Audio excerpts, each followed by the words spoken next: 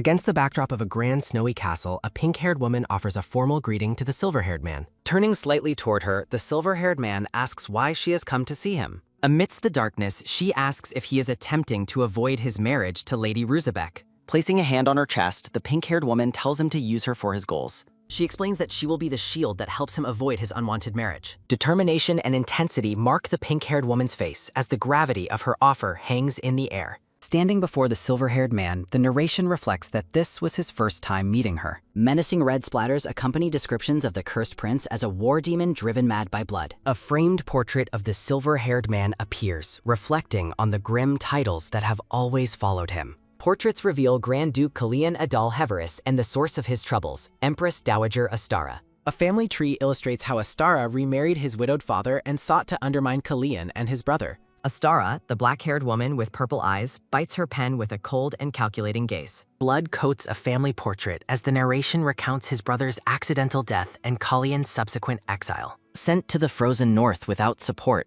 the young silver-haired boy stares at the land of death. Swirling snow fills the void as he reflects on the silence following the loss of everyone precious. Years passed in the harsh cold, yet the crushing silence remains his only constant companion. Now grown, Kalian walks through the snow, admitting that the suffocating quiet is barely tolerable. Dark surveillance continued to haunt Kalian even after the Empress Dowager's own son became the emperor. The scene shifts to the night of the victory banquet for the Kashar War held 1 week ago. A voice calls out to the Empress Dowager amidst a swirling, atmospheric blue haze. Approaching the black-haired woman, Kalian questions why she was trying to prevent him from entering the palace. Kalian asks if she planned to announce his marriage without his consent, while Astara smiles mockingly. Astara feigns hurt at his accusation as they stand together in the brightly lit palace hallway. Touching his fur collar, Astara claims she was merely arranging a match for him as a mother should. A sharp snap sounds as Kalian bats her hand away, accusing her of planning to watch him through his bride. Kalian calls off the marriage proposal while Astara asks if he truly thinks he can do as he pleases.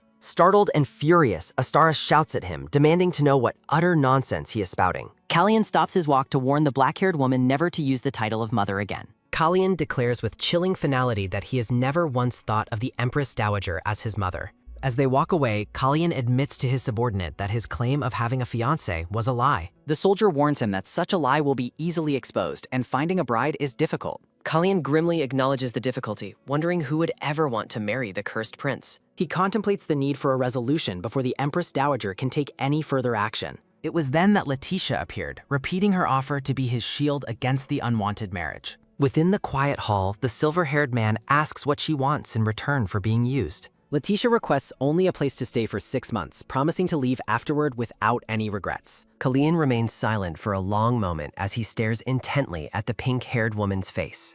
Letitia lets out a soft sigh of relief when Kalian finally agrees to her terms. Walking past her, he warns her not to cause any trouble that he would have to handle. Kalian declares that the contract will be void the moment she becomes even a slight nuisance to him. He views their relationship as nothing more than a simple contract as he walks through the castle. Letitia keeps her word, spending her days quietly reading while a maid serves her tea. Spent mostly away at the snowy borders, Kalian and Letitia rarely cross paths in the castle. On a rare occasion, the two share a formal toast in a room filled with historical portraits. They walk together through the lush estate gardens, presenting the image of a perfectly contented couple. Sitting on a garden bench, they find a momentary peace away from their monotonous daily routine. The two sit side by side in the sunlit garden, framed by blooming flowers and greenery. Looking toward the pink-haired woman, Kalian's expression softens with a hint of a gentle smile. With a sudden, swift movement, Kalian reaches out his hand toward Letitia. Letitia closes her eyes peacefully as the silver-haired man's hand tenderly brushes against her pink hair. Shocked by her sudden declaration, the silver-haired man stares at her in the dim library. A heavy declaration follows as she states it is finally time for her to depart.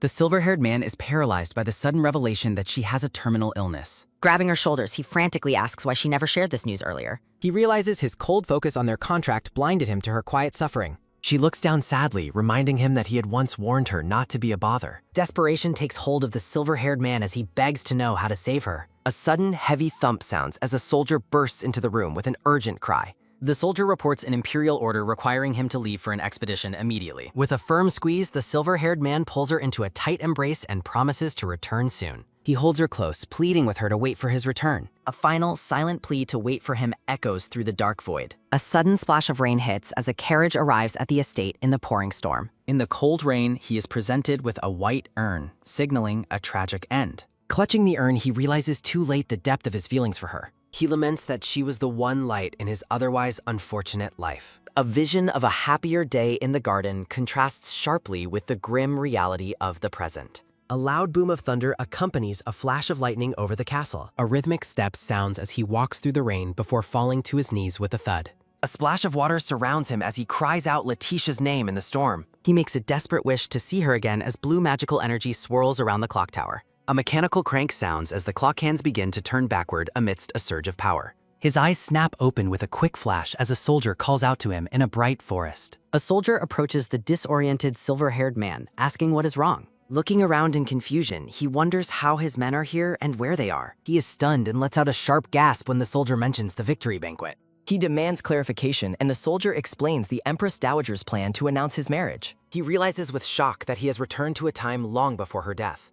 Shaken by the impossible turn of events, the silver-haired man struggles to process his regression. He notices strange blue smoke drifting from a fresh wound on his palm. Glowing letters appear in the smoke, warning him never to reveal that he has regressed. He stares at the bloody mark, wondering about the origin of the mysterious message. The vivid pain in his hand confirms that this experience is not a dream. He looks toward the sky, pondering the second chance he has been granted. Determination fills his gaze as he resolves to change the future. The silver-haired man stands tall, his focus shifting back to the mission at hand. He declares that his first priority is to go and find her. A soldier speaks to him, breaking his intense concentration. The soldiers look up, asking if there is something strange in the sky. He realizes the others cannot see the blue smoke and quickly dismisses their concern. He confirms that the current time is just before the Empress Dowager attempts to block his palace entry. A soldier asks if he intends to simply go along with the forced marriage. The silver-haired man reveals that he has a plan, surprising his companions. He explains that he will use a disguise to enter the palace undetected by the Empress Dowager's spies. The dark-haired soldier understands the plan and prepares to assist. A quick slide sounds as he is presented with a small bottle of purple liquid for his disguise. Holding the potion, he reflects on the risks he must take to succeed. A memory of the pink-haired woman surfaces, recalling a conversation about a carriage. A quick rattle sounds as he checks his supplies and finds his cache of painkillers. When asked whose identity he will steal, he decides that Winston Hilton is the perfect choice, one identity theft coming right up. Standing on a dirt path, the dark-haired soldier questions why they are targeting one of the Empress Dowager's favorite men, but the silver-haired man explains that his status makes him the perfect key to entering the palace unnoticed. Preparing to act, the silver-haired man pulls a dark cloak over his shoulders and declares that he is unconcerned with any future consequences. Looking up at the bright, cloudy sky, the silver-haired man remains certain that this man is the only choice. A sudden, quick rattle sounds as a black carriage pulled by two horses speeds through the lush green forest. A rhythmic rattling accompanies the crest of an eagle on the carriage door, while an invitation to an upcoming banquet is formally read.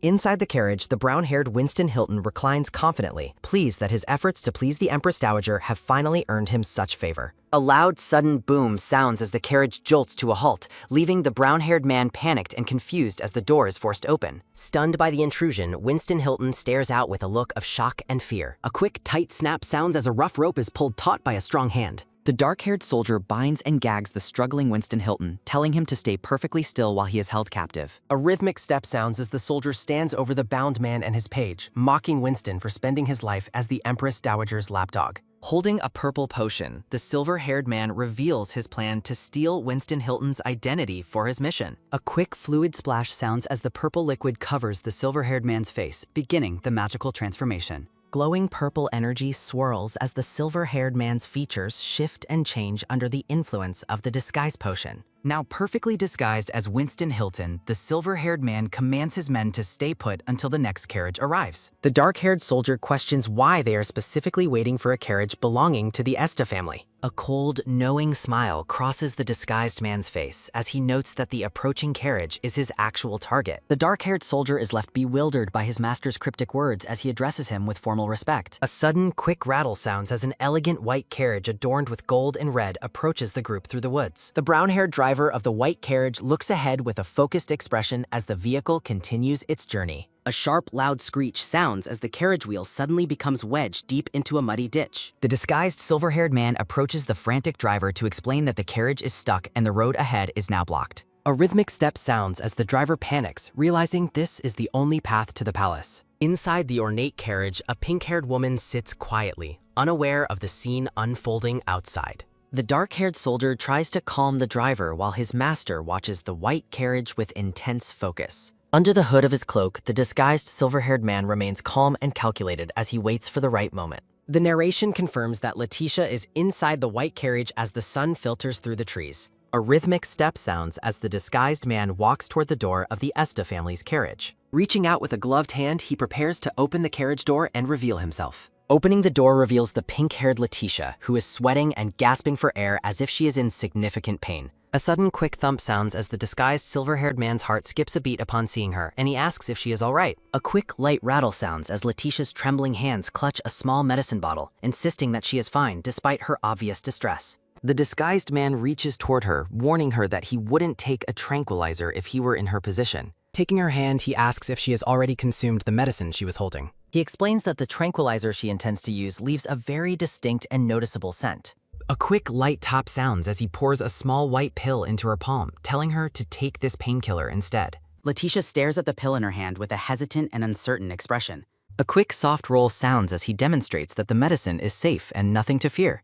Letitia looks at the man disguised as Winston with a mix of suspicion and desperation. Clutching her chest, the pink-haired woman asks if taking the medicine is truly safe for her. A sudden, quick gulp sounds as Letitia decides to trust the stranger and swallows the pill, hoping for any relief. Surprised by the immediate effect, Letitia asks what he gave her as the disguised man asks if she is feeling better. He reaches out his gloved hand toward her once more as the situation shifts. Letitia watches his movements with a lingering sense of uncertainty and confusion. A quick, firm grip sounds as he reaches for her, though the movement is interrupted by a sudden change. A loud, sudden boom sounds as the carriage jolts, causing Letitia to let out a sharp cry as she loses her balance. A sudden, soft rustle sounds as the disguised silver-haired man catches Letitia in his arms, surrounding them with a vision of blooming roses. With an expression of genuine worry, the disguised man frantically asks if she has been injured in the fall. Looking into his eyes, Letitia reflects that she is certain she has never met this man before in her life. Letitia remains stunned by his intensity, wondering why this complete stranger seems so deeply worried about her well-being. Looking up at her savior, Letitia wonders why this complete stranger is so deeply concerned for her well-being.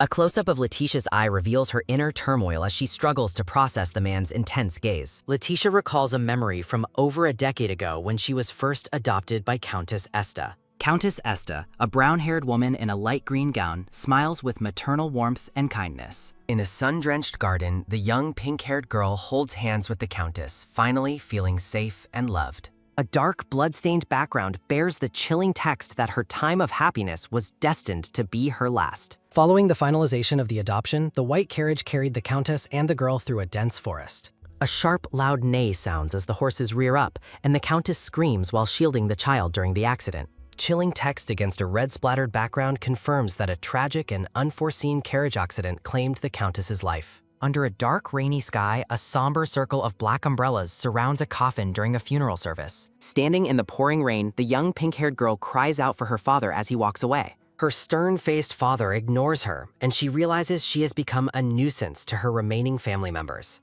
A loud, sudden boom sounds as a fist strikes a door, and a young voice calls out to her brother. Locked inside a dark carriage, the young pink-haired girl pleads to be let out because she is terrified. Her dark-haired brother, identified as Isis Charlotte Esta, expresses his intense irritation at her constant crying and fear. A loud, sudden boom sounds as Isis kicks the carriage door, demanding that she stop making a fuss. Letitia cringes and covers her ears, letting out a sharp cry of terror from the violent noise. Isis berates his sister, cruelly blaming her presence for the fact that their mother died while protecting her. Letitia pleads that it was only an accident, but her brother turns away with cold indifference to her suffering. He asks if her explanations will bring their mother back from the dead, leaving the girl utterly traumatized. A rhythmic step sounds as Isis walks away, declaring that she doesn't deserve even a meal after what happened. Left alone in the dark, the young girl stands in silence as her brother's footsteps fade into the distance. Text on a dark, scratched background reflects her belief that she has committed a grave and unforgivable error. She laments that her only crime was not knowing her place and daring to remain alive after the tragedy.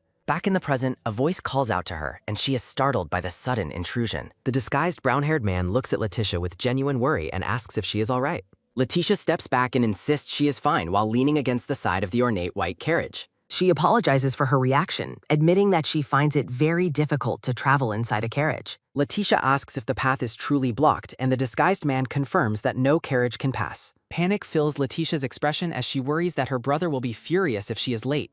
The disguised man suggests that they ride together on horseback to finish the rest of the journey. A text bubble conveys Letitia's hesitation and fear of being seen in such a compromising position. A quick, soft rustle sounds as the man begins to unfasten the clasp of his heavy, dark cloak. A sudden, soft rustle sounds as he drapes the large cloak over Letitia to hide her identity and appearance. Letitia smiles warmly from beneath the hood of the cloak, feeling a rare sense of comfort and safety. The disguised man smiles back, satisfied that they can now proceed to the palace without being recognized. A rhythmic galloping sounds as they arrive at the glowing gates of the palace under the starry night sky. A soldier standing guard watches as the horse approaches the main entrance through the dark. The soldier blocks their path and politely asks to see their invitation to the evening's event. A quick, light slide sounds as the man hands over a card, and the soldier recognizes the name Winston Hilton. The soldier bows respectfully and welcomes the guests, granting them permission to enter the palace grounds. A rhythmic galloping sounds as the horse carries the pair toward the grand, brightly lit entrance of the palace. Inside the palace, a voice welcomes the man, noting that they have never had the pleasure of meeting Marquis Hilton. The disguised man chuckles and replies that he would rather not be remembered for his current appearance. Letitia suddenly gasps and stops, looking down in shock as she senses something is wrong. A sudden, sharp turn sounds as she hides her face, realizing with alarm that her nose is bleeding. The disguised man immediately steps in to help her, advising her not to tilt her head back. He gazes into her eyes with intense focus and genuine concern while attending to her sudden injury. Holding a handkerchief to her face, he instructs her to apply pressure until the bleeding eventually stops. Letitia thanks him for his help and expresses a sincere desire to repay him for his continued kindness. Winston asks for a reward in return for his help, and Letitia agrees to any request within her power. A quick, light rattle sounds as the silver-haired man smiles knowingly after hearing her promise to repay him. Letitia is visibly startled as something unexpected catches her attention, causing her to let out a small gasp. A close-up highlights a beautiful blue gemstone brooch pinned elegantly to Winston's dark formal suit. Letitia asks why His Grace is present at the event, and he cryptically replies that he has his own private reasons. Surrounded by a vision of blooming flowers, the silver-haired man gazes at her with a gentle and warm expression. A close-up of his intense blue eyes reveals a moment of deep focus and hidden determination. Narration explains that since Letitia sought him out after the banquet, Winston expects she will not refuse his proposal. Letitia looks away with a troubled expression, admitting that fulfilling his wish will be extremely difficult for her. She hesitates to continue our explanation, her hands trembling as she struggles to find the right words. The silver-haired man is stunned as Letitia reveals the reason for her hesitation is that she is already engaged. Shocked by the news, Winston remains silent while processing the fact that she already has a fiancé. A sudden soft rustle sounds as a nearby voice is overheard discussing how Letitia was left behind on purpose. Letitia recognizes the voice from across the room, listening intently as a woman complains about their secret meetings. Behind a pillar, a blonde woman named Rose asks Patrick if he truly intends to marry his fiancée. Patrick smiles coldly as he reassures Rose that he has absolutely no intention of marrying Letitia. He cruelly dismisses Letitia as an adopted commoner who is far beneath his status as a ducal son. Patrick heartlessly explains that he is merely using her temporarily before planning to discard her entirely. Letitia stands in the shadows, her back to the camera as she listens to her fiancé's chilling betrayal. Turning toward the silver-haired man, Letitia begins to question the identity and true nature of the man she is observing. The silver-haired man looks on with visible anger, asking if the person speaking is her actual fiancé. A quick, firm grip sounds as a hand reaches out to stop the other from intervening in the conversation. Winston reassures Letitia with a determined look, stating that he will handle the situation himself. A rhythmic step sounds as Rose and Patrick walk away, with Rose asking how he plans to get rid of her. Patrick begins to detail a plan involving his family's shipping business and their connections to the spice trade. With a sinister smile, he mentions that he recently came across a very interesting and dangerous new spice. He describes a lethal plant called tetrad that can leave a victim half dead without leaving a single trace behind. A sudden, quick slosh sounds as a hand raises a glass filled with dark red wine. Watching them through the gap in the curtains, Patrick tells Rose not to worry and to stay by his side. His expression remains cold and calculated as he finishes explaining his murderous intent to his mistress. Letitia steps forward into the light, warning Patrick that he should have been more careful with his words. A sudden, quick tap sounds as Rose and Patrick turn around in shock, realizing Letitia has caught them. Stuttering and caught in a lie, Patrick desperately tries to explain away the compromising situation he is in. A sudden, quick splash sounds as Letitia pours the entire glass of red wine over Patrick's head in disgust. With a resolute expression, Letitia formally declares that she is breaking off their engagement, effective immediately. A rhythmic drip sounds as wine runs down Patrick's face, leaving him speechless in the wake of her decision. Patrick yells in rage, questioning her sanity, while Letitia calmly retorts that he is the one who is insane. She explains that their political marriage was the only reason his family was receiving her family's shipping business. Letitia notes how unfortunate it is that his efforts have gone to waste as Patrick looks on in fury. A rhythmic step sounds as Letitia walks away, promising to send formal annulment papers to his estate soon. A sudden, quick snap sounds as Patrick grabs her arm, demanding that she hear his response first. He aggressively pulls her back toward him, refusing to let her end the engagement so easily. Looming over her, he tells her to keep quiet and pretend this confrontation never happened for the sake of appearances. Letitia reflects on his ignorance as she asks if he expects her to ignore both the annulment and his affair. A sudden, quick reach sounds as Letitia moves her hand toward the ruffles of her gown. Patrick is caught completely off guard, his expression shifting to surprise as he realizes she is holding something. Letitia reveals that she has been using the recording brooch which has captured their entire conversation as evidence. A speech bubble poses the question of whether she knows the true nature of the item she holds. A close-up highlights the green emerald brooch, which glows with a mysterious and magical energy. In a flashback, Letitia sits at a bar while a man explains that the brooch is an expensive recording tool. Patrick smiles greedily while planning to use the brooch to find his brother's weakness and secure the dukedom. Letitia wonders aloud what would happen if the Duke were to hear the conversation recorded on the brooch. Patrick shouts in a frantic panic, desperately demanding that she return the item immediately while Rose looks on. A quick, soft slide sounds as Letitia pulls the brooch away, coldly advising him not to do anything foolish. Standing on the balcony, Letitia threatens to drop the brooch in front of a guard stationed directly below them.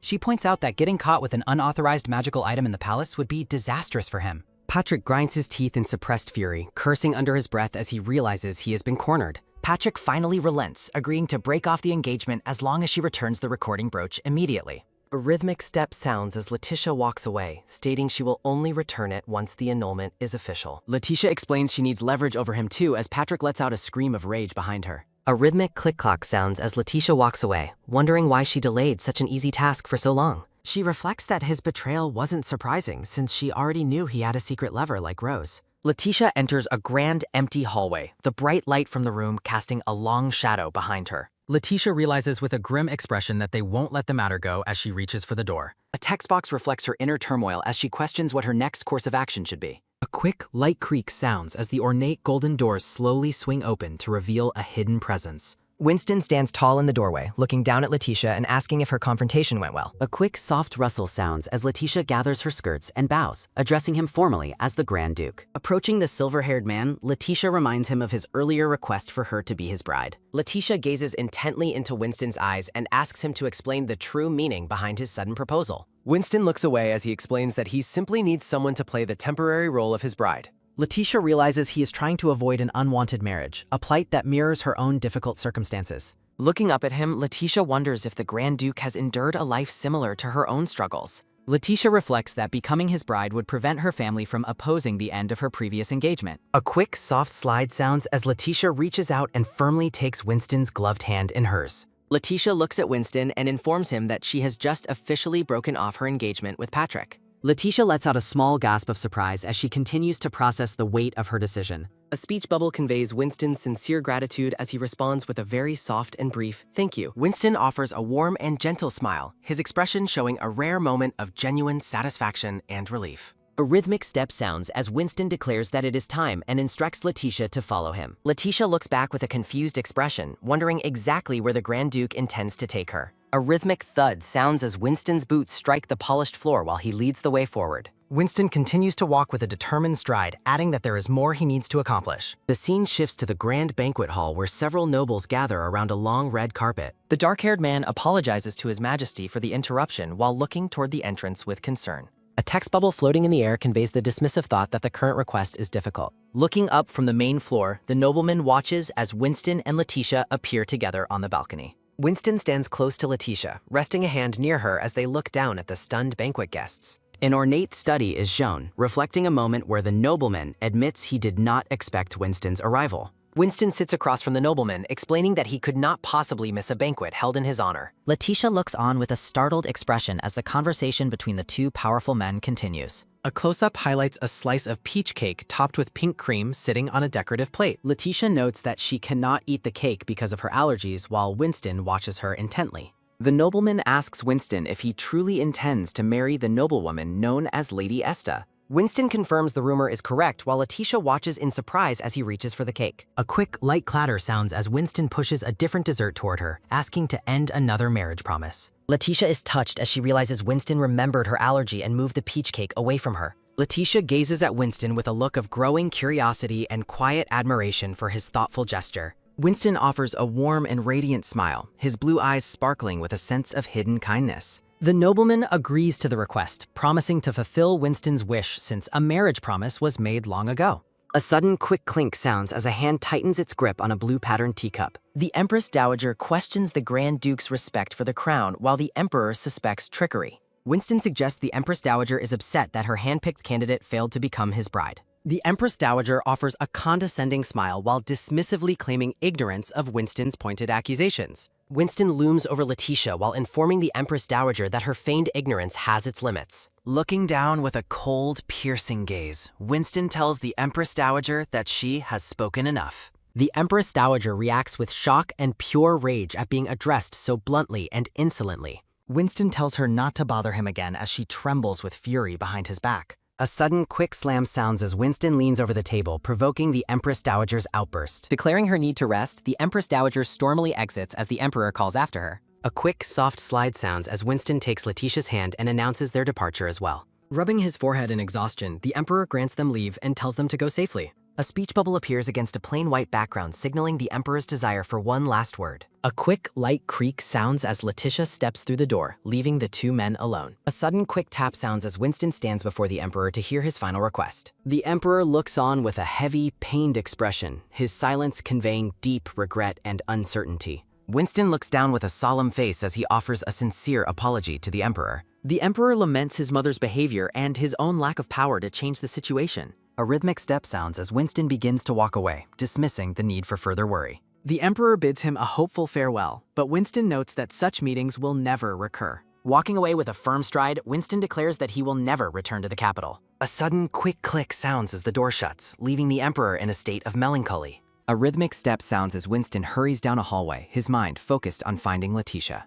Winston reflects on the wasted time and his urgent need to return to Letitia's side immediately. A shout bubble conveys a man's frantic rage as he questions the sanity of ending the engagement. A quick, firm grip sounds as a man's hand roughly seizes Letitia's arm, causing her pain. Young Master Esta demands to know if the news is a lie, but Letitia confirms its truth. He rages about business responsibilities while Letitia struggles with a ringing head and intense physical pressure. A rhythmic step sounds as a man's feet appear on the stairs, approaching the struggling pair. Winston looks on with a chillingly cold gaze while demanding that Letitia be released at once. A rhythmic step sounds as a man's shoes click against the stone steps of the grand staircase. Winston looks on with a stern and commanding expression while reiterating his demand for Letitia's release. Young Master Esta looks back in terrified shock as he recognizes the man confronting him. A quick, firm grip sounds as Winston reaches out and forcefully seizes the young master's wrist. Winston looms over the man, coldly asking if his previous command to let go was unheard. A sudden, quick snap sounds as the pressure on his wrist causes the young master to scream. Young Master Esta argues that this is a private family matter and tells Winston not to interfere. Winston retorts that someone like him understands the family situation much better than the young master. He questions the young master's knowledge of the cheating fiancé, leaving him stunned and confused by the claim. Young Master Esta turns back to Letitia, shouting that she had never mentioned anything about the infidelity. Letitia reflects on his constant refusal to listen while stating the business remains unaffected by the split. A quick, firm grip sounds as the man seizes Letitia's arm again, prioritizing his own concerns. A sudden, quick pull sounds as he jerks Letitia toward him, causing her vision to blur dangerously. Letitia looks pale and dazed, her eyes clouding over as she begins to lose her physical strength. Winston's face is filled with dark fury as he watches the man continue to assault Letitia. A shout bubble signals Winston's panic as Letitia falls, her consciousness failing as she collapses. A sudden, quick thud sounds as Winston catches Letitia in his arms just before she falls. A speech bubble records Letitia's final pained groan as she loses consciousness in Winston's protective hold. In a dark haze, Letitia wonders what is happening while Winston frantically asks if she is all right. Letitia's perspective is blurred as she weakly wonders if the lights have failed before she blacks out. Letitia realizes the lights haven't gone out and asks why she cannot see anything. Panic surges through Letitia as she realizes she is trapped in a sudden and total darkness. A rhythmic step sounds as young Master Esther rushes up the stairs to confront the pair. The brown-haired man questions if Letitia fell over from just a small tug on her arm. A sudden, quick slap sounds as Letitia strikes her brother's hand away, shouting for him to stop. Young Master Esther asks if she just hit him as Winston stands protectively behind the girl. A quick, firm grip sounds as Letitia clutches the railing, asking about a spice called tetrad. The man confirms the spice's lethal nature and asks why she is mentioning it now. Letitia reveals Patrick's plot to poison her, causing her brother to shout in a frantic rage. With a chilling smile, Letitia mocks her brother's sudden anger after his past neglect of her. Winston intervenes to stop the shouting, suggesting they leave the sibling argument behind for now. Letitia asks if Winston is all right after he shielded her during their fall down the stairs. A quick, pained gasp sounds as Letitia realizes her world is still filled with total darkness. A sudden, quick lift sounds as Winston pulls Letitia close and sweeps her into his arms. A rhythmic step sounds as Winston insists on carrying Letitia since she cannot walk alone now. Winston gently informs Letitia that she has lost her sight, confirming her terrifying new reality.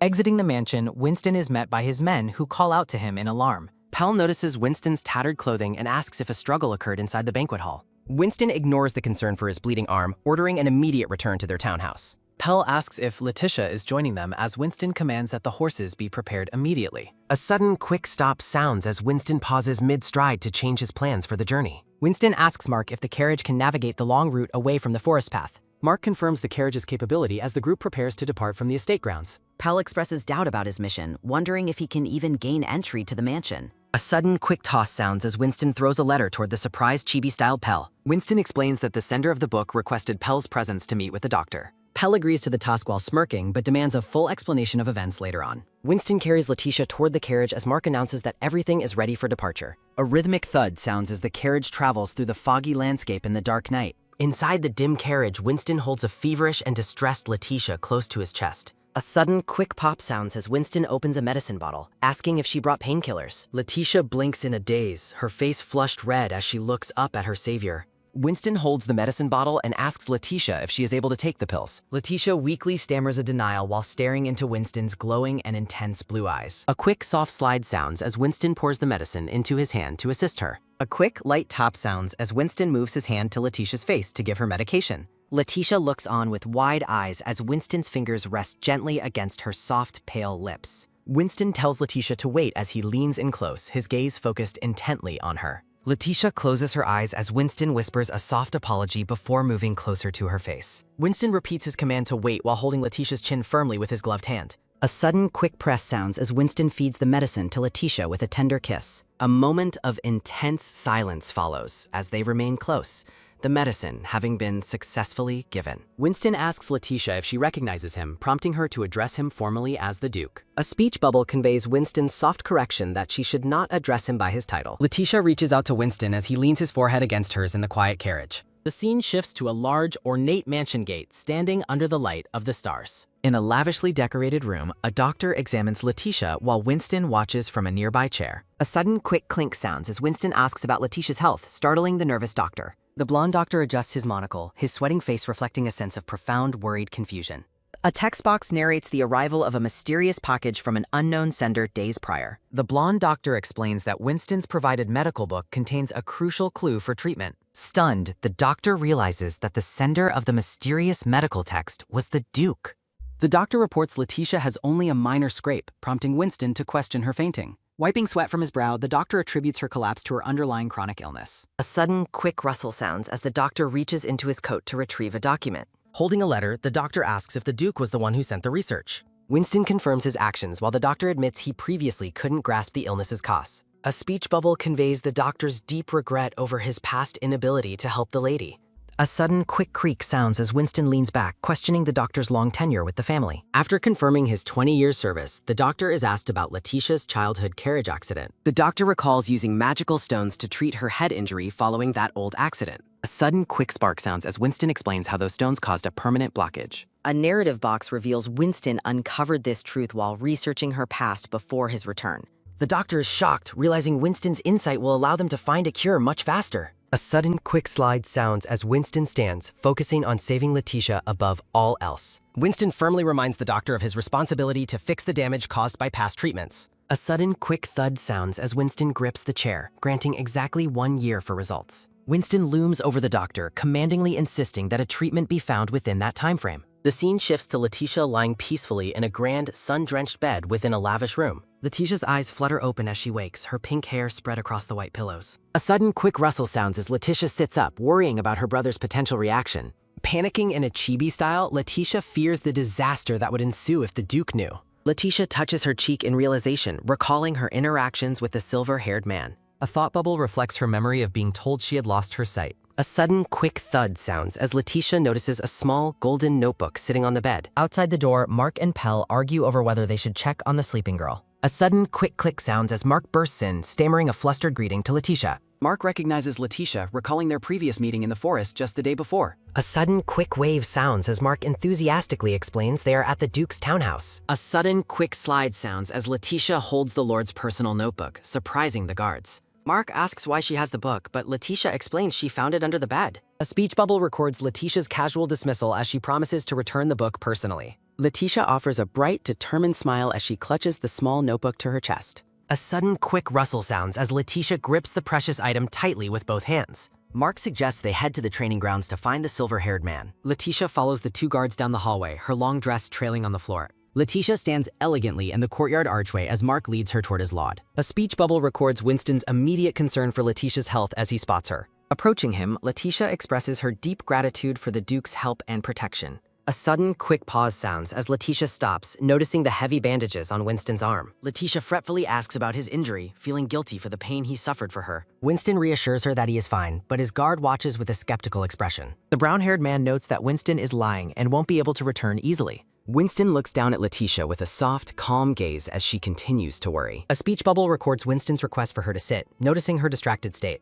Winston suddenly changes his tune, dramatically claiming the pain is enough to make him die. Letitia is left speechless and wide-eyed by his sudden admission of intense suffering. A sudden, quick reach sounds as Letitia impulsively extends her hand toward Winston's chest. Letitia grabs the front of his shirt, her face full of earnest and frantic concern. Blushing, Letitia clarifies she only wants to help because he was injured for her sake. The scene shifts back to the Grand Palace, marked by ornate wall paneling. Letitia looks at Winston and asks if he was already aware of her blindness. A close-up reveals the depth of Letitia's pink eyes as she waits for an answer. Winston gazes into Letitia's eyes as they stand close together in the dim room.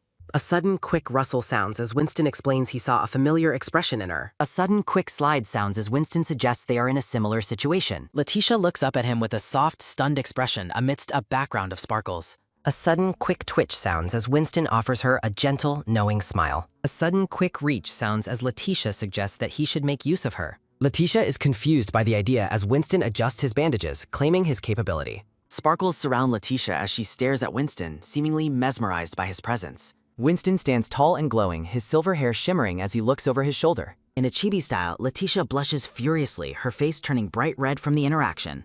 Turning away, Letitia stammers that she never intended for things to progress this far. A sudden, quick slide sounds as Letitia moves toward the large, ornate doors to leave. A sudden, quick click sounds as Letitia pauses, asking Winston to consider her proposal. Winston watches Letitia walk away, framed by a soft foreground of blooming blue flowers.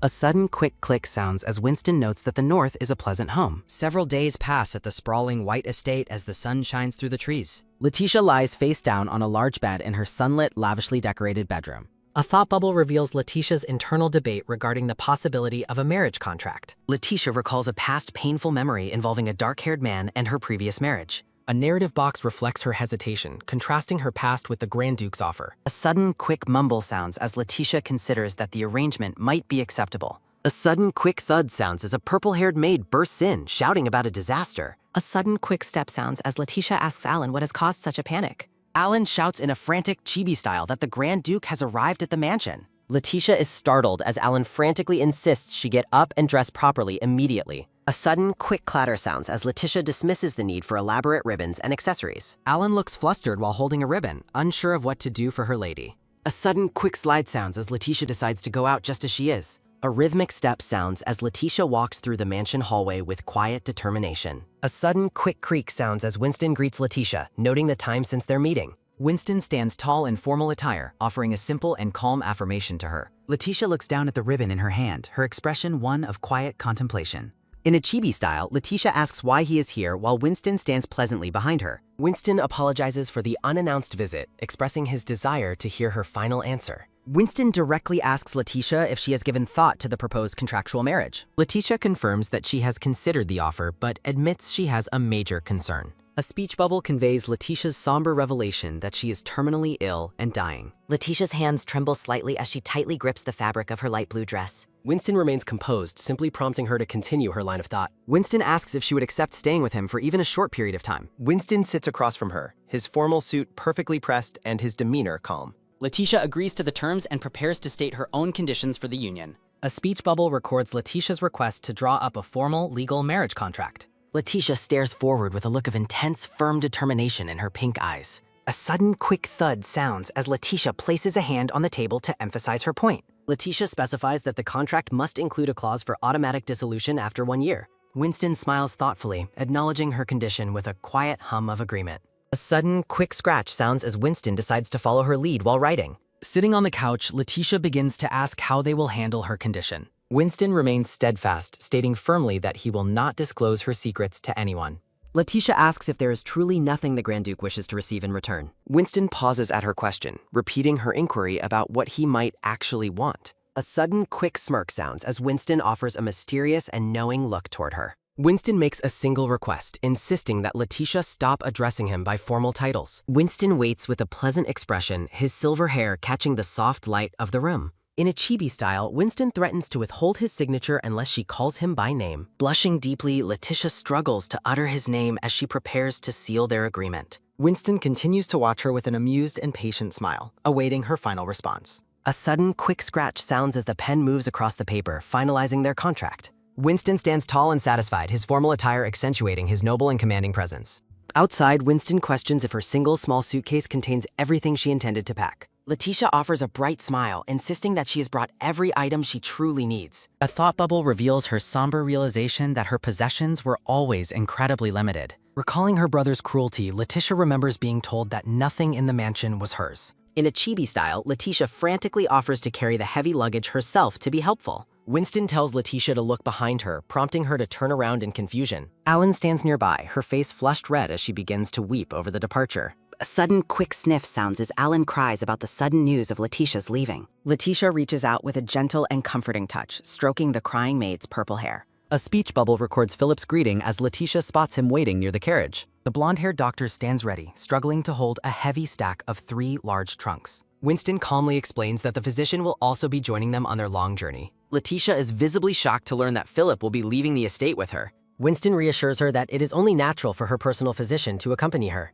Letitia asks if her father has been informed of the doctor's sudden departure from the family. Winston nonchalantly claims he will simply tell the Duke that Philip is part of her dowry. Letitia remains silent, her face full of complex emotions as she contemplates her final exit. A sudden, quick thud sounds as Letitia stops, whispering the name Colleen while hesitating to move. Letitia questions the absence of a carriage as they approach a strange, glowing golden light. Winston tells her there is no need for worry as the air fills with sparkles. A sudden, quick slide sounds as Winston reveals a magical transport scroll from the Emperor. Letitia is stunned, wondering why the Emperor would give such a rare gift to the Duke. Mark shouts a cheerful farewell, promising to join them shortly while the horse waits patiently. A sudden, quick nod sounds as Winston acknowledges his guard before turning back to Letitia. A sudden, quick rustle sounds as Letitia takes a final breath, her pink hair swaying. Letitia looks back at the grand doors of the mansion she is leaving forever behind. A narrative box conveys her deep feeling of being a stranger in her own childhood home. A sudden, quick flash sounds as a massive golden portal opens before the 2 travelers.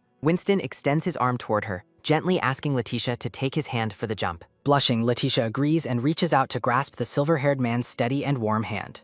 Letitia smiles with newfound hope as she holds on to Winston, prepared to leave her past. Letitia repeats his words in a daze, her eyes widening at the mention of home. Winston smiles warmly, welcoming her to their new home as the portal's light surrounds them. Sparkles fill the air as Letitia looks up at him, her expression one of pure joy. Together, the pair walks into the swirling golden portal, vanishing from the mansion grounds forever. High above, a dark silhouette watches the departure from a window within the silent stone walls. Callian stares down with a cold and piercing gaze, watching his sister leave the family estate. The dark-haired man, Callian, gazes out the window while questioning if the rumors of his sister's broken engagement are true. Callian scoffs at the idea of the Grand Duke accepting someone like her as Letitia recalls her bitter departure. A tense silence fills the room as Callian watches the horizon with a sharp and focused gaze. A sudden, quick rustle sounds as Callian draws the curtain shut, claiming he feels nothing but relief now that she is gone. Turning away from the light, Callian repeats to himself that he is truly relieved by her absence.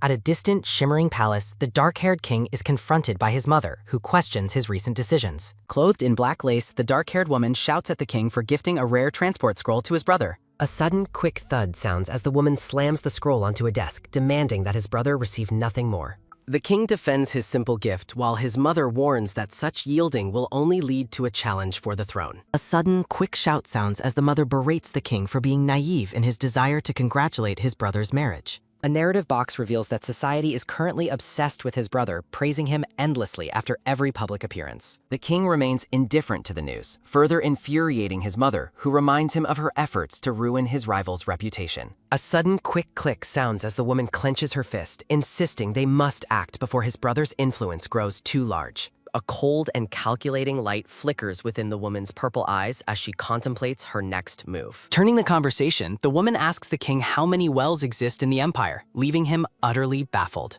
A sinister smile spreads across the dark-haired woman's face as she begins to weave a new plot. A narrative box notes that nothing spreads through a population as effectively or as destructively as fear. Surrounded by dark roses and thorns, the woman relishes the thought of the chaos she is about to unleash. The king is still stunned by the sudden change in topic, questioning why she would ask about the country's wells. The woman explains that there is no tool more powerful for manipulation than the fear found in negative public opinion. A thought bubble mentions rumors of poisonous spices reaching a noble family, framed against a swirling, toxic green background.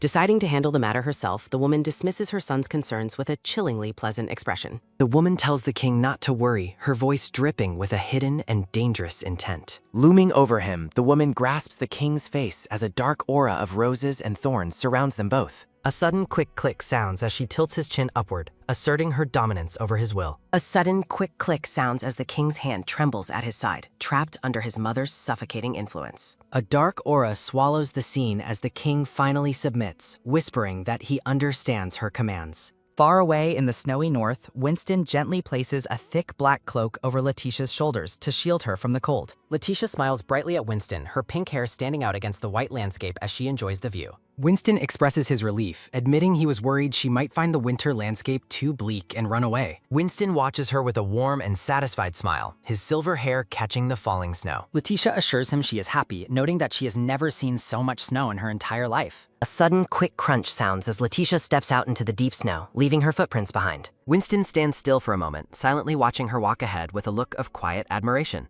A brown-haired maid stands by the castle gates, her face frozen in shock as she spots the approaching pair. A loud shout rings through the air, announcing to the entire estate that the Grand Duke has finally returned home. Winston carries Letitia bridal style across the stone bridge, startling the servants who have gathered to greet them. The castle guards and staff look on in utter disbelief at the intimate and unexpected display from their master. Blushing furiously, Letitia begs Winston to put her down, embarrassed that everyone in the castle is staring at them. Winston ignores her pleas, holding her firmly against his chest as they continue toward the main entrance. Winston warns that she would get frostbite if she walked on foot and reminds her to use his name instead of his title. A sudden, quick wiggle sounds as Letitia's bare feet kick slightly in the air while Winston carries her.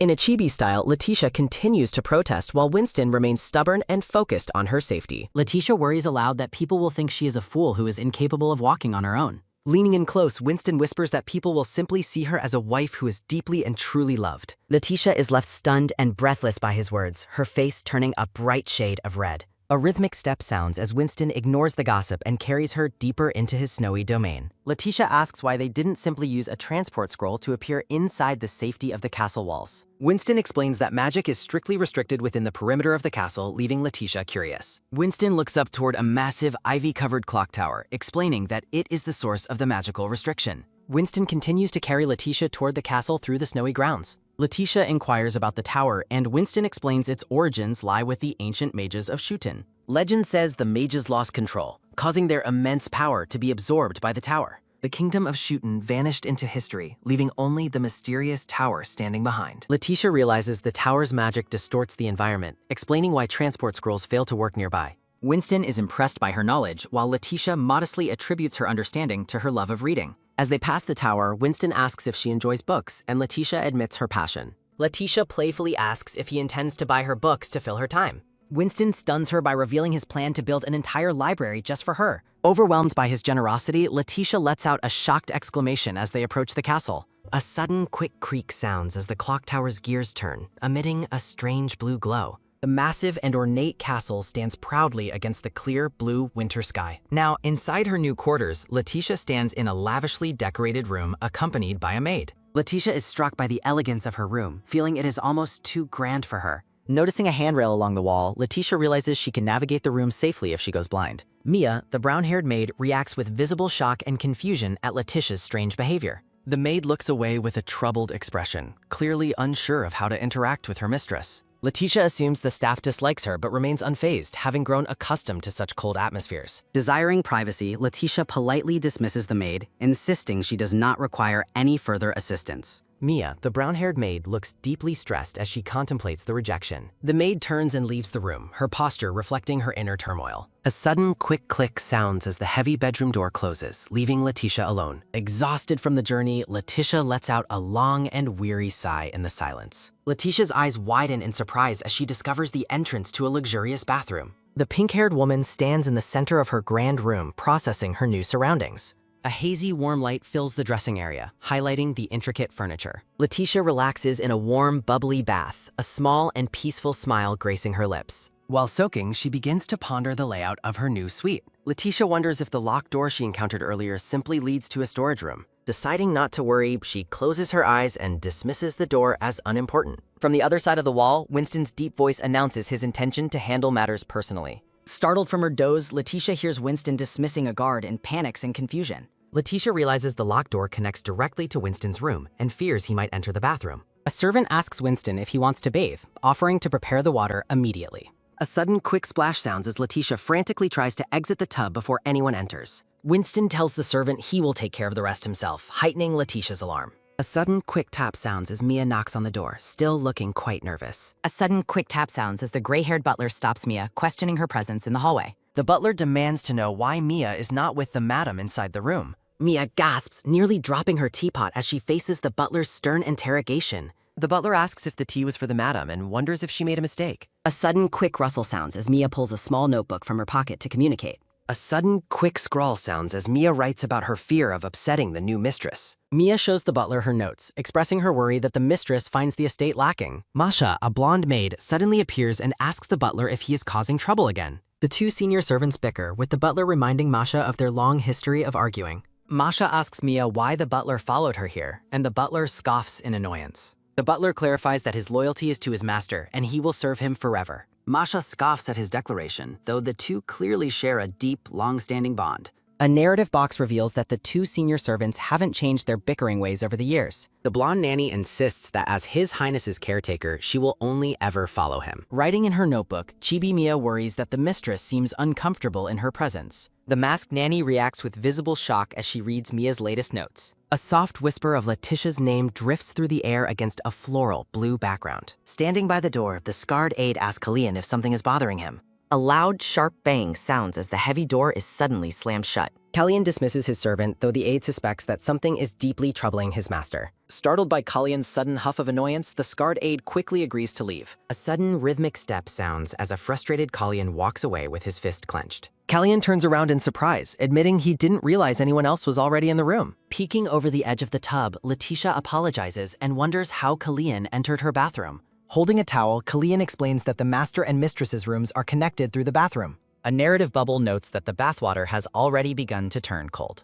Kalian stands before the tub, waiting for a flustered Letitia to reach for the towel. A sudden, quick rustle sounds as Kalian closes his eyes, looking deeply embarrassed by the situation. Kalian urges Letitia to put on a robe as she reaches out from the water. Blushing furiously in the tub, Letitia holds the garment against her chest in surprise. Kalian explains that he needs her to turn around so he can also put on his robe.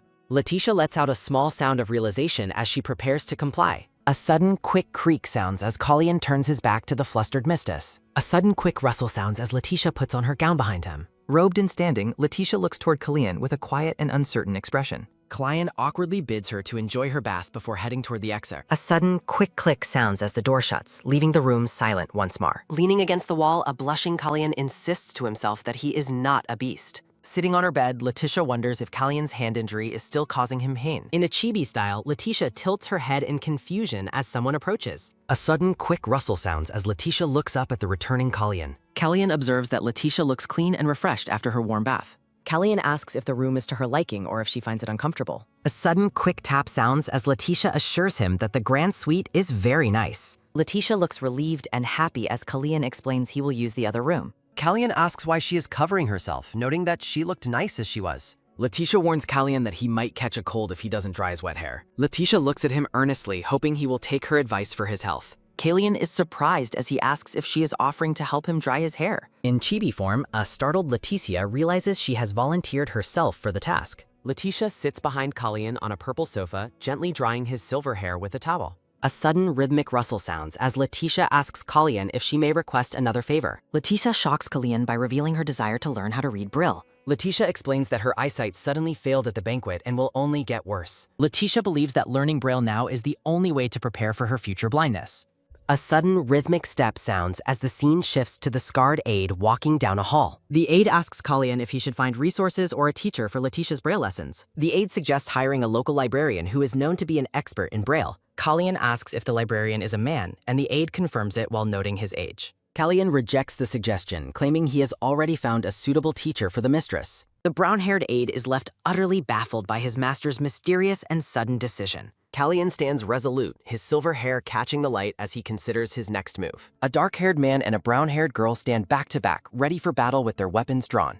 The grand castle with its dark blue rooftops stands amidst a snowy forest. The brown-haired aide leads Letitia down a lavishly decorated hallway inside the castle. The aide inquires about her comfort, and Letitia assures him her accommodations are fine. The brown-haired aide explains that the Lord wants her brought to the study immediately. Surprised by the speed of the arrangements, Letitia asks about her new Braille teacher. The aide admits he has met the teacher, and Letitia expresses hope for kindness. The aide assures Letitia the teacher will not be strict with her specifically. A sudden quick rustle sounds as Letitia nervously prepares to enter the large study. A sudden quick creak sounds as Letitia slowly pushes open the heavy wooden door. A sudden quick gasp sounds as a voice asks Letitia why she is nervous. Letitia freezes at the entrance, her expression one of utter shock and surprise. Standing by a bookshelf, the silver-haired Kalian holds a book and observes Letitia's reaction. A sudden quick hiccup sounds as a flustered Letitia is offered water by Kalian. A sudden quick gulp sounds as Letitia drinks from the glass provided by Kalian. A sudden quick huff sounds as Letitia wonders why the teacher has not arrived. Letitia looks around the expansive library, searching for any sign of another person.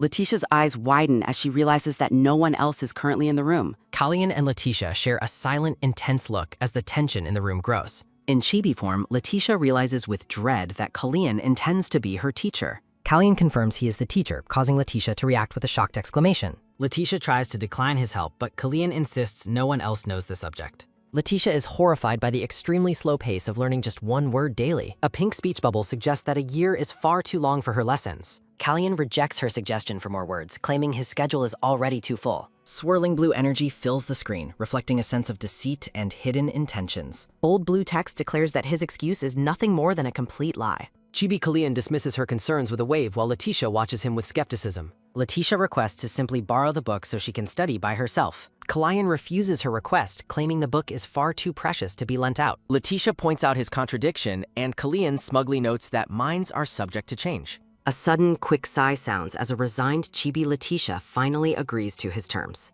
A sudden, quick rustle sounds as Letitia slides a small object across the table's surface. The ornate green brooch sits on the table, surrounded by a faint floral border. Callian questions why Letitia is handing him a brooch belonging to his rival, Patrick. A sudden, quick rustle sounds as Letitia explains the brooch contains useful recorded information.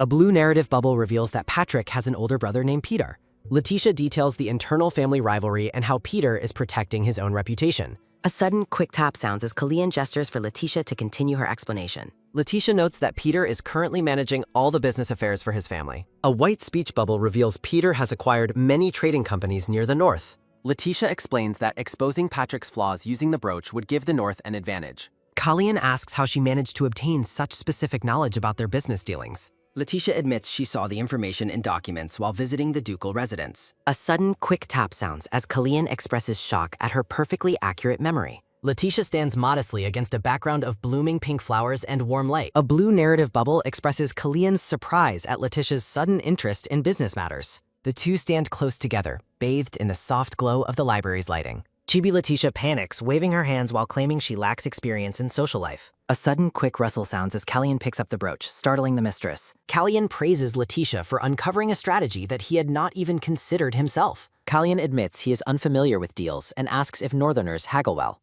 In chibi form, Letitia says no, and Callian finds her honesty amusingly refreshing. Callian smiles confidently while holding the ornate green brooch up to the light.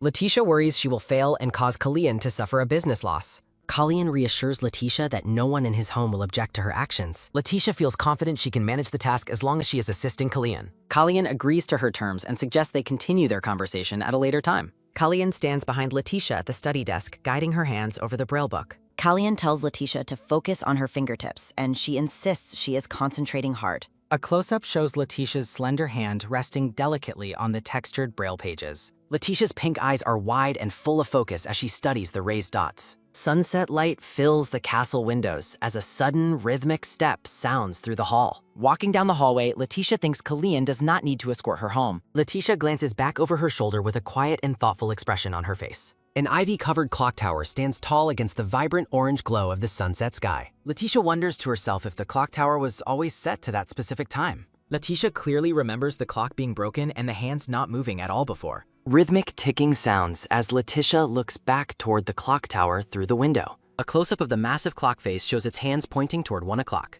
A sudden quick click sounds against a dark background filled with small glowing blue stars. The grand white castle towers stand tall under a clear, bright blue afternoon sky. Surrounded by a pink frame, Letitia looks slightly troubled with her arms crossed. A woven basket filled with blue flowers and a folded blanket sits on the carpet. Letitia notes 4 days have passed and wonders if Sir Davis left the secret basket. Letitia knocks on the door and announces she has come to dry Callian's hair. Letitia enters as Callian orders his aide to reorganize the border patrol and weapon deployments. The scarred aide agrees to the orders as Callian dismisses him from the room. The brown-haired aide bows deeply to Letitia, leaving the pink-haired mistress looking quite surprised. Letitia calls out to Sir Davis, stopping him as he prepares to leave the suite. Letitia asks if he left the basket at her door, but the aide denies it. Sir Davis asks for details about the basket and offers to find who left it.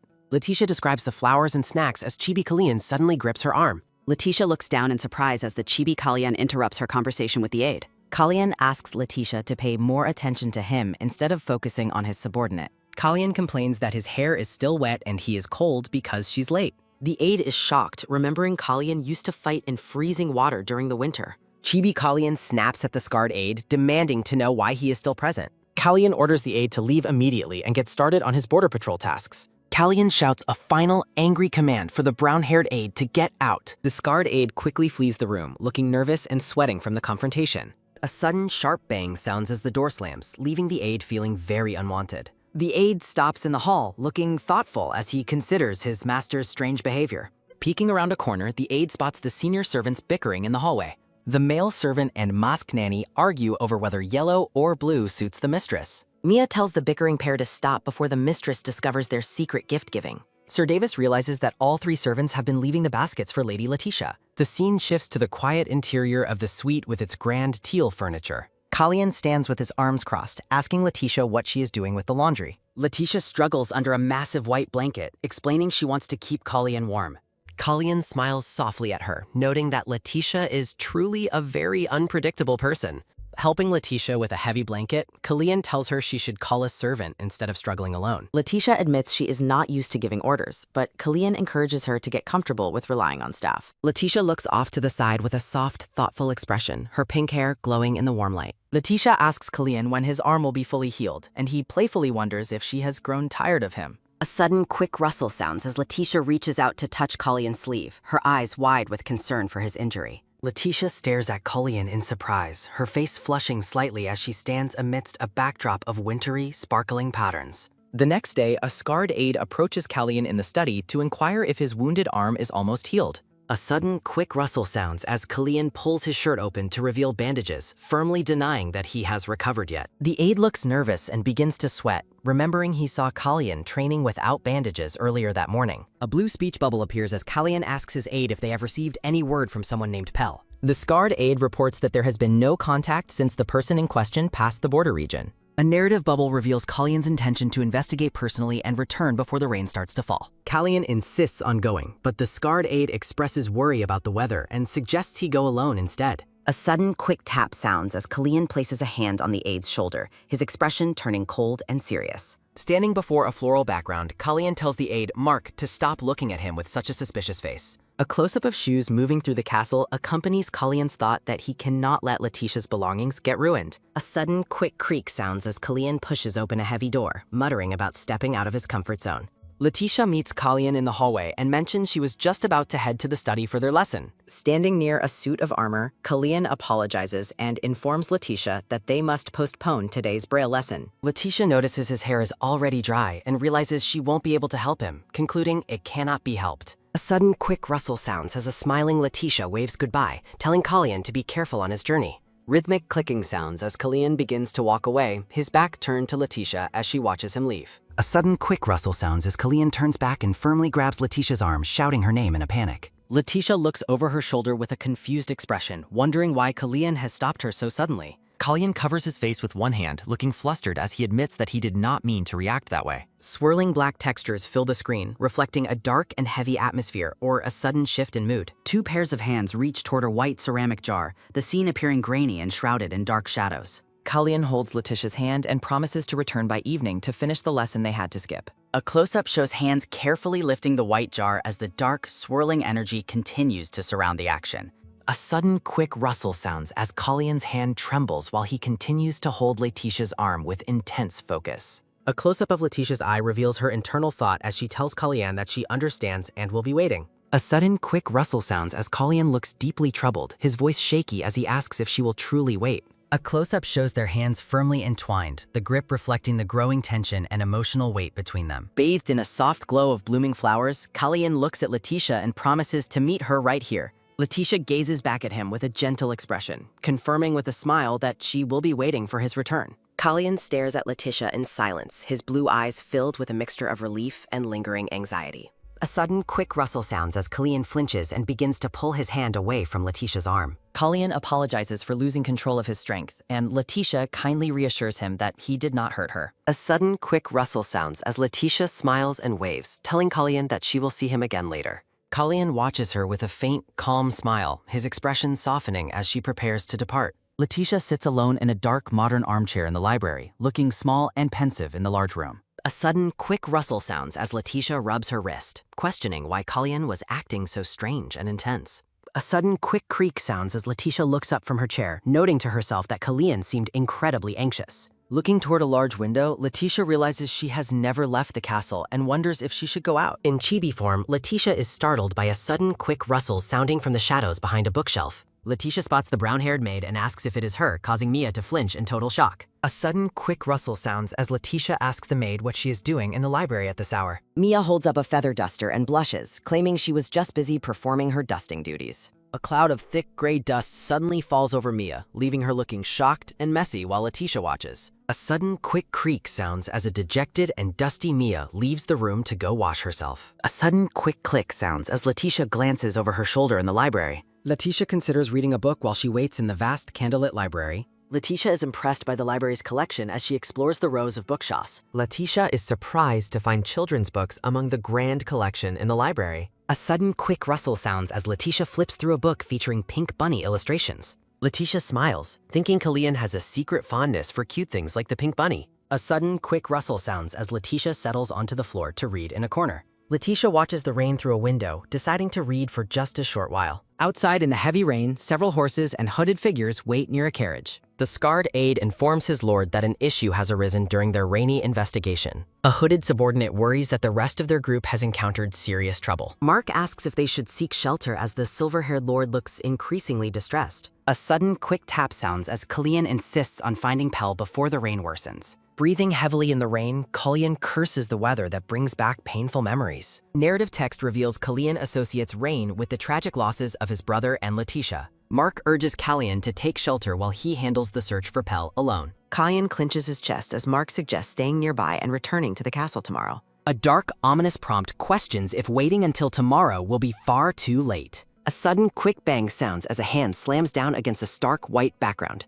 Kalian suddenly bolts away, prompting Mark to shout and ask where he is going. Kalian insists on returning to the castle immediately, despite Mark's warnings about his rainy day anxiety. Kalian grips a horse's saddle, determined to personally confirm that Letitia is still at the castle. Drenched and desperate, Kalian looks back with intense blue eyes as he prepares to ride. The grand white castle stands silent under the heavy, gray downpour of a summer storm. Gorton asks Mia if she has thoroughly searched the study for the missing mistress. A blonde maid weeps, blaming herself for not staying by the lady's side. Mia suddenly remembers something important, catching the attention of the silver-haired butler. Mia reports that the mistress previously mentioned wanting to venture outside the castle walls. A sudden, quick rustle sounds as Gorton looks shocked by the possibility of Letitia being alone. Rhythmic clicking sounds as a soaking wet Kalian marches through the grand doors of the castle. Kalian demands to know Letitia's whereabouts as the blonde maid bows and stammers in fear. Kalian stares in cold silence when he learns no one has seen Letitia since he left. A large red word, "Why?" screams out against a background of dark, swirling energy. Kalian looks utterly devastated and confused, reeling from the news that Letitia is missing. The haunting question of whether she lied about waiting echoes against a dark, swirling backdrop. Gorton tries to guide the trembling Kalian to change his wet clothes, mentioning the study. A sudden, quick slap sounds as Kalian shouts for the butler to let go him. A sudden, quick crash sounds as a tall, marble-patterned vase shatters into pieces on the floor. Kalian leans against the wall in despair, calling out Letitia's name with a broken voice. Kalian screams her name again, his silhouette reflecting a deep, overwhelming sense of panic.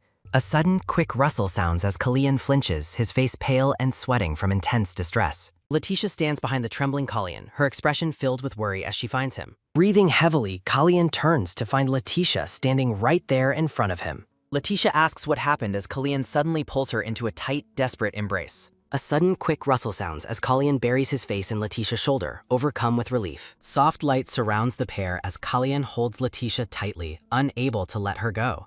A close-up shows Kalian's hand gripping Letitia's back as sparkling light fills the scene. Letitia looks surprised as she realizes the depth of Kalian's fear and desperation. Standing amidst the wreckage of the vase, Kalian clings to Letitia as she notices he is trembling. Letitia notices Kalian's bleeding foot and urges him to let her treat his wound. Kalian pulls Letitia into a tight embrace, reminding her that she promised to be waiting for him. A sudden, quick rustle sounds as Kalian grips Letitia's back, confessing his panic when he could not find her. Letitia apologizes for dozing off in the study and asks if he was truly that worried about her absence. A sudden, quick rustle sounds as Letitia gently pats Kalian's back to comfort him while he continues to tremble. Letitia calls for Gorton, asking him to prepare a warm bath and fresh clothes for the drenched lord. A sudden, quick rustle sounds as the blonde maid bows and promises to attend to the preparations immediately. Letitia kindly asks the head butler and the maid to simply address her by her name from now on. Standing among the shattered remains of the vase, the staff acknowledges the request of Lady Letitia with a bow. A sudden, quick rustle sounds as Letitia smiles warmly and offers her sincere thanks to the gathered servants.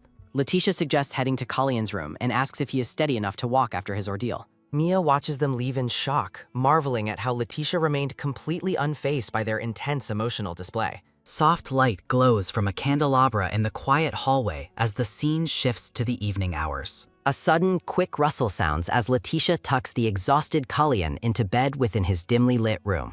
A sudden, quick rustle sounds as Kalian catches Letitia's hand, asking where she intends to go so soon. A sudden, quick rustle sounds as Kalian pulls Letitia into another embrace, pleading with her not to leave him. Letitia warns him that staying in his cold, damp state will surely cause him to catch a fever. Letitia admits her confusion over his behavior just as Kalian confesses his deep-seated terror of rainy days. A sudden, quick rustle sounds as Letitia looks at Kalian with a stunned expression, surprised by his vulnerability. Letitia's voice is soft with concern as she asks him why the rain causes him such distress. Kalian explains that rain always signaled a tragic departure in his past, making him fear she had disappeared too. A sudden, quick rustle sounds as their hands entwine, the close contact offering a moment of quiet reassurance. Kalian looks into Letitia's eyes and asks if she will truly choose to stay with him despite everything. A sudden, quick tap sounds against the heavy bedroom door, signaling an arrival from the hallway outside. A servant announces that the bath is finally ready as the pair sits together in the quiet room. A sudden, quick click sounds as Letitia prepares to depart and attend to the night's remaining duties. Rhythmic clicking sounds as Letitia walks alone, noting to herself that a full year has already passed. A sudden, quick rustle sounds as Letitia flinches, her hand flying to her mouth in a moment of alarm. A sudden, quick rustle sounds as Letitia stares at her blood-stained hand, noting her nosebleeds have become more frequent. An ominous thought looms in the darkness, questioning if her health will even allow her to last another year. The master bedroom stands ornate and silent, bathed in the cool blue light of a rainy night. A sudden, quick tap sounds at the door while Letitia sits upright in her bed, listening intently. A sudden, quick creak sounds as Letitia calls out Kalian's name, wondering if he is the one visiting. Kalian enters holding a pillow, bluntly stating he is staying the night because he is scared of the rain. Rhythmic clicking sounds as Kalian marches toward the sofa, ignoring Letitia's surprise at his sudden and uninvited presence. In chibi form, Kalian sulks on the sofa, accusing Letitia of being cold after she previously comforted him. Rhythmic clicking sounds as Letitia approaches, worried that he will be uncomfortable sleeping on the small sofa. Letitia stares at him in silence, completely stunned by his stubbornness and refusal to return to his own room. Letitia's request for Kalian to sit up for a moment breaks the silence of the moonlit bedroom. A sudden, quick click sounds as Letitia opens a wooden case filled with several small medicinal glass bottles. A sudden, quick tap sounds as Letitia uses a cloth to gently clean the wound on Kalian's foot. Letitia notes his refusal to seek a doctor, while Kalian admits she has learned his personality quite well. Kalian affectionately calls her his wife, teasingly questioning her earlier claim that she was being cold toward him. A sudden, quick rustle sounds as Letitia offers a small, soft smile while finishing her care for his injury. Letitia wonders to herself if he truly rushed home earlier because he feared she might have disappeared. Letitia bluntly reminds Kalian that they are not close enough for such extreme worry, leaving him in silence. A sudden, quick rustle sounds as Kalian dismisses his earlier panic as a mere whim brought on by the rain. Narrative text reveals Letitia's secret fear of carriages after losing someone precious in an accident during her youth. Letitia realizes that because of her own past traumas, she can understand a small part of Kalian's fear. A sudden, quick click sounds as Letitia firmly closes the medicine chest, her work for the night done. Letitia warns Kalian not to get too used to her presence, stating that this comfort is her limit. Kalian questions the meaning of her request for distance, while Letitia explains she wants to avoid leaving him feeling empty when she is gone. Softly glowing purple flowers surround Letitia as she sits in a moment of quiet, melancholic reflection. Letitia mentions she will try to depart on a day without rain, though she cannot be certain.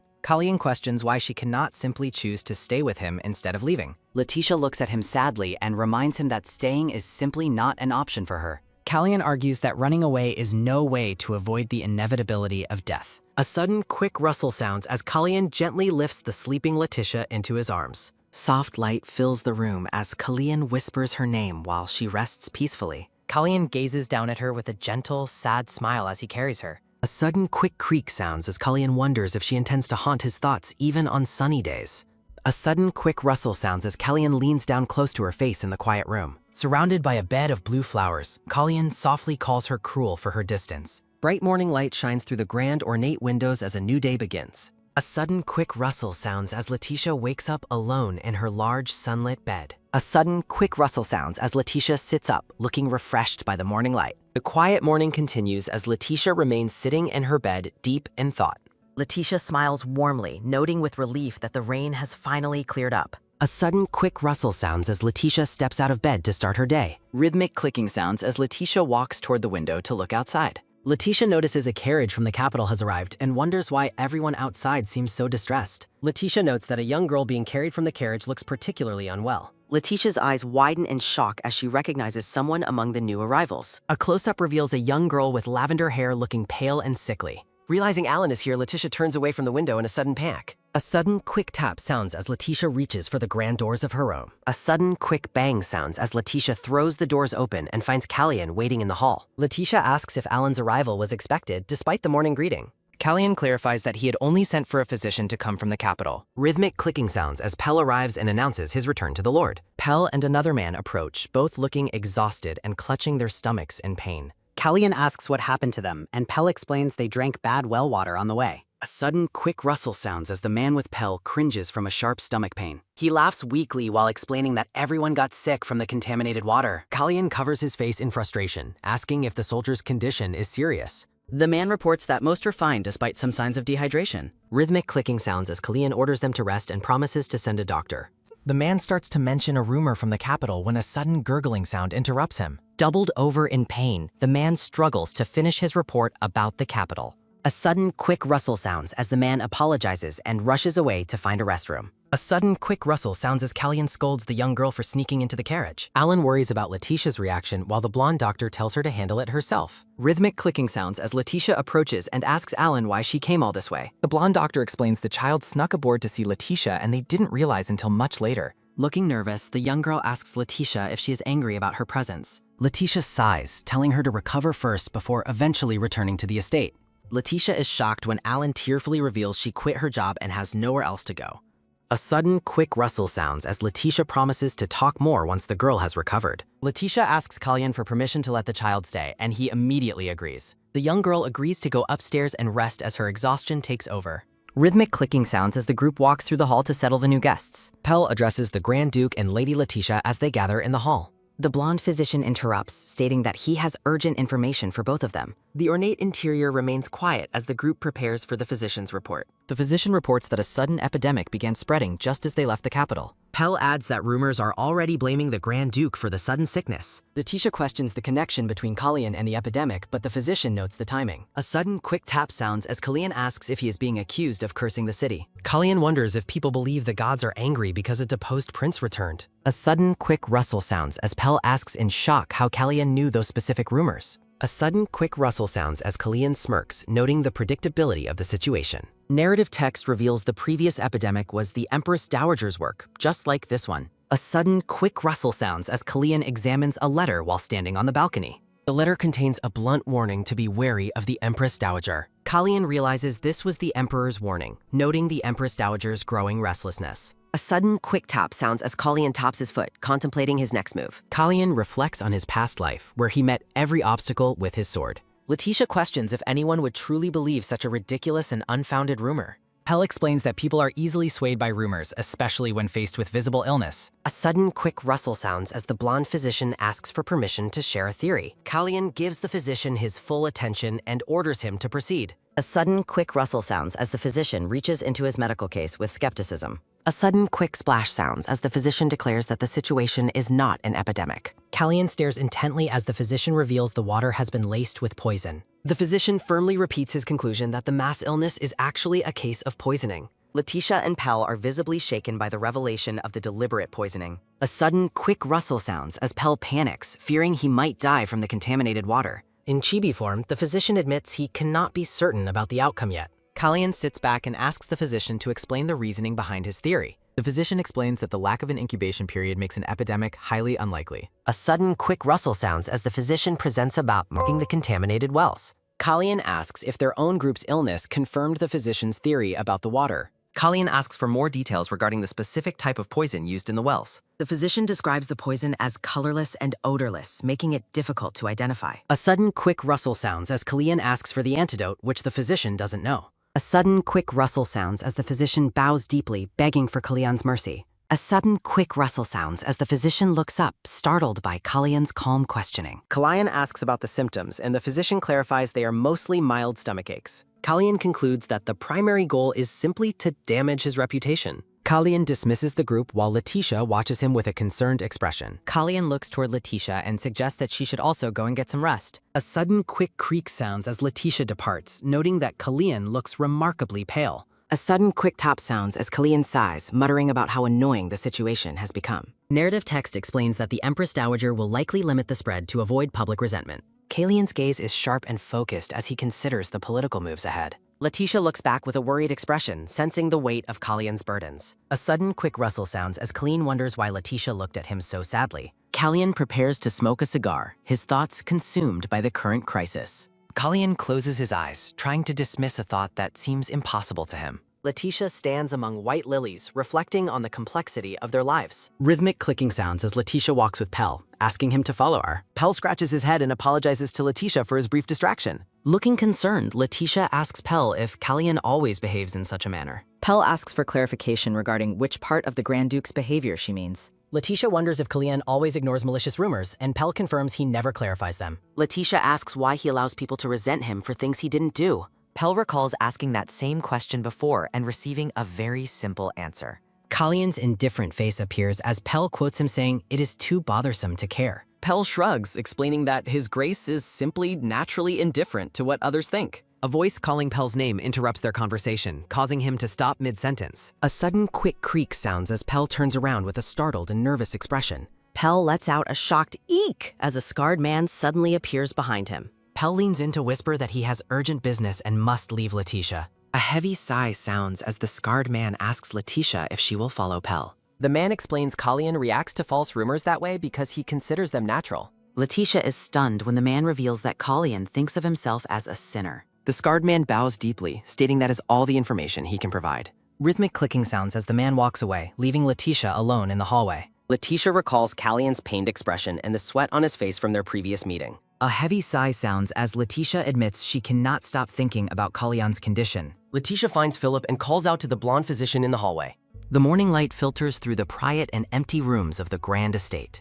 Philip confirms the poison is likely odorless and asks Letitia to look at a sample. Letitia looks at the items on the table and asks Philip for more details. Philip explains he created a special reagent that causes chemical reactions when contacting specific poisons. Philip admits that testing the reagent on the well water strangely resulted in no reaction. Letitia stares intensely at the sample, her mind racing with a new and sudden realization. Letitia recalls a rumor about an interesting spice that has recently arrived in the capital. A hazy memory shows the hem of a dress and the feet of someone standing nearby. Letitia remembers a man's dark clothing and his cold, calculating smile during a past encounter. Letitia gasps in shock as she finally connects the pieces of the poisoning mystery together. Letitia tells a confused Philip that she agrees with his assessment about the unusual poison. Holding the jar, Letitia confidently states that she knows exactly what was mixed into the water. Letitia declares her belief that this entire incident is directly related to the Godwin family. Philip asks in surprise if she is referring specifically to the Godwin ducal family. Letitia explains that the family recently and secretly imported a very specific type of spice. She identifies the spice as tetrad, which becomes deadly poison if processed at low temperatures. Letitia notes the information was secret, allowing the family to get import permits without trouble. Philip finally understands why the substance failed to show up during his standard medical tests. Philip looks worried, noting that the situation is far more serious than he initially realized. Philip asks how she knows such details after seeing a vision of a sick child. Letitia explains she saw the information in documents while visiting the Godwin ducal estate. Letitia asks Philip if he has heard any other rumors about who might be involved. Philip mentions that Lady Appels is currently the only noble in the capital showing symptoms. Letitia asks if Appels is Patrick's lover, and Philip begins to mention something about Patrick. Philip reveals Patrick was recently hired as a scribe, and Letitia realizes the conspiracy is vast. An ornate red chair sits alone under a bright light as the chapter concludes. A dark and grainy atmosphere marks a shift in the scene's location and time. Kalyan rests on a teal couch with a cigar, his face hidden by his arm. A sudden, quick knock sounds as someone asks the Grand Duke for permission to enter.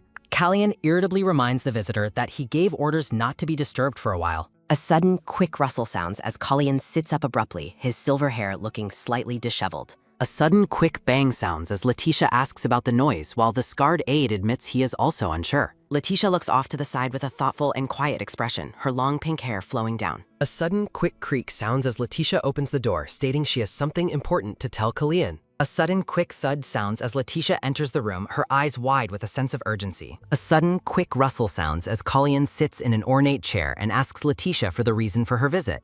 A sudden, quick pop sounds as Kalyan apologizes for the smell, mentioning he forgot to air out the room. Rhythmic clicking sounds as the camera focuses on an ashtray under the table filled with discarded cigar butts. A sudden, quick creak sounds as Kalyan opens the large window and asks if the fresh air helps. Kalyan explains he is in the process of quitting smoking as Letitia stands in the middle of the room. Letitia reflects to herself that someone she knows possesses a strong dislike for the smell of smoke. Kalyan asks Letitia for the specific reason that brought her to his private quarters at this hour. Letitia reveals her discovery, stating that the current incident was entirely the work of a man named Patrick. Letitia explains that Patrick would do anything for the inheritance, but lacks the individual power to succeed. Letitia looks at Callian with a serious expression and asks if he knows anything about these developments. Narrative text on a letter provides a blunt and chilling warning to be wary of the Empress Dowager. Callian looks at Letitia and notes that she has likely already deduced a significant portion of the truth. Letitia confirms her suspicion that the Imperial family has been secretly providing assistance to Patrick. Letitia informs Callian of her final decision to proceed with the meeting with Peter Godwin. Narrative text on a pink floral background suggests that it would be best to move up their current schedule. The scene shifts to the snowy border regions several days later, where a large stone fortress stands. Peter Godwin expresses his frustration about having to wait for his meeting with the Grand Duke. A guard apologizes while stating that outsiders are strictly forbidden from entering the North without permission. Peter Godwin, the young lord of the Godwin Duchy, looks extremely annoyed and frustrated by the delay. Nero, the orange-haired aide, warns Peter that they are being observed by the people around them. A sudden, quick snap sounds as Peter complains that the heavy rains have completely ruined their travel schedule. In chibi form, Nero reminds Peter that his own laziness caused them to wait for the rain to stop. Nero mentions the high cost of travel scrolls while Peter playfully teases him about his spending habits. A heavy sigh sounds as Peter asks if there has been any recent news or contact from his father. Nero confirms that there has been absolutely no response to their letters or carrier pigeons. Nero notes the odd timing of the plague and Patrick's sudden appointment as an Imperial palace scribe. Peter smirks as he wonders why the reclusive Grand Duke suddenly contacted him for a private meeting. Peter concludes that the entire situation feels incredibly suspicious and smells fishy.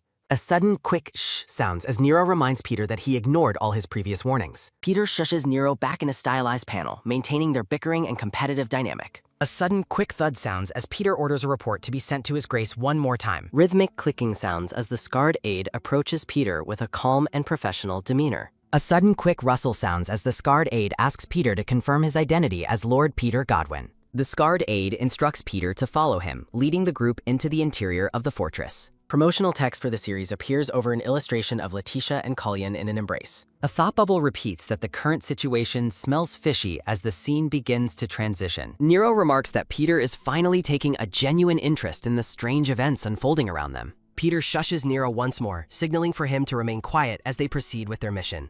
The scene shifts to an empty, ornate room as a voice calls out Callian's name from off-screen.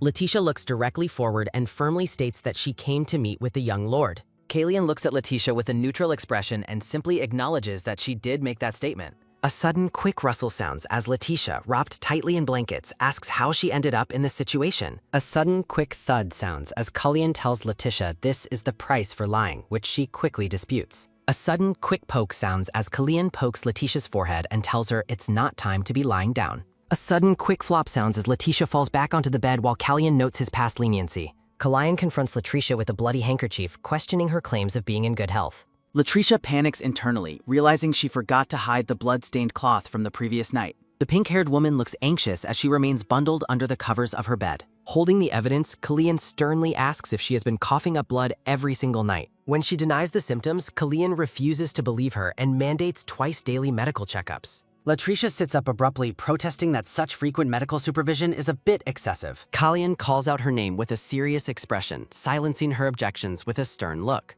Resigned to his command, Letitia sighs and agrees to follow the new medical schedule. Callian looks at her for a moment, his expression softened but still resolved. Rhythmic clicking sounds as the pair later walks down a grand hallway together. Letitia asks Callian if there has been any improvement among the commoners who drank the water. Callian reveals that while most are recovering, a boy named Alan is still in critical condition. Letitia looks down with a somber and quiet expression as she processes the grim news. Narrative text explains that the local situation grew significantly worse over the following few days. Tensions rise at the stone fortress as people blame Callian for the worsening health of the children. Patrick uses the crisis to distribute grain, manipulating the sick to turn public opinion in his favor. Standing before large doors, Letitia resolves that she cannot simply watch these events unfold passively. A sudden quick creak sounds as the doors open to reveal the determined pink-haired woman. Peter Godwin, a man with long dark hair, appears amidst a bright and floral background. Rhythmic clicking sounds as Peter bows deeply, expressing his long-awaited meeting with the Grand Duke.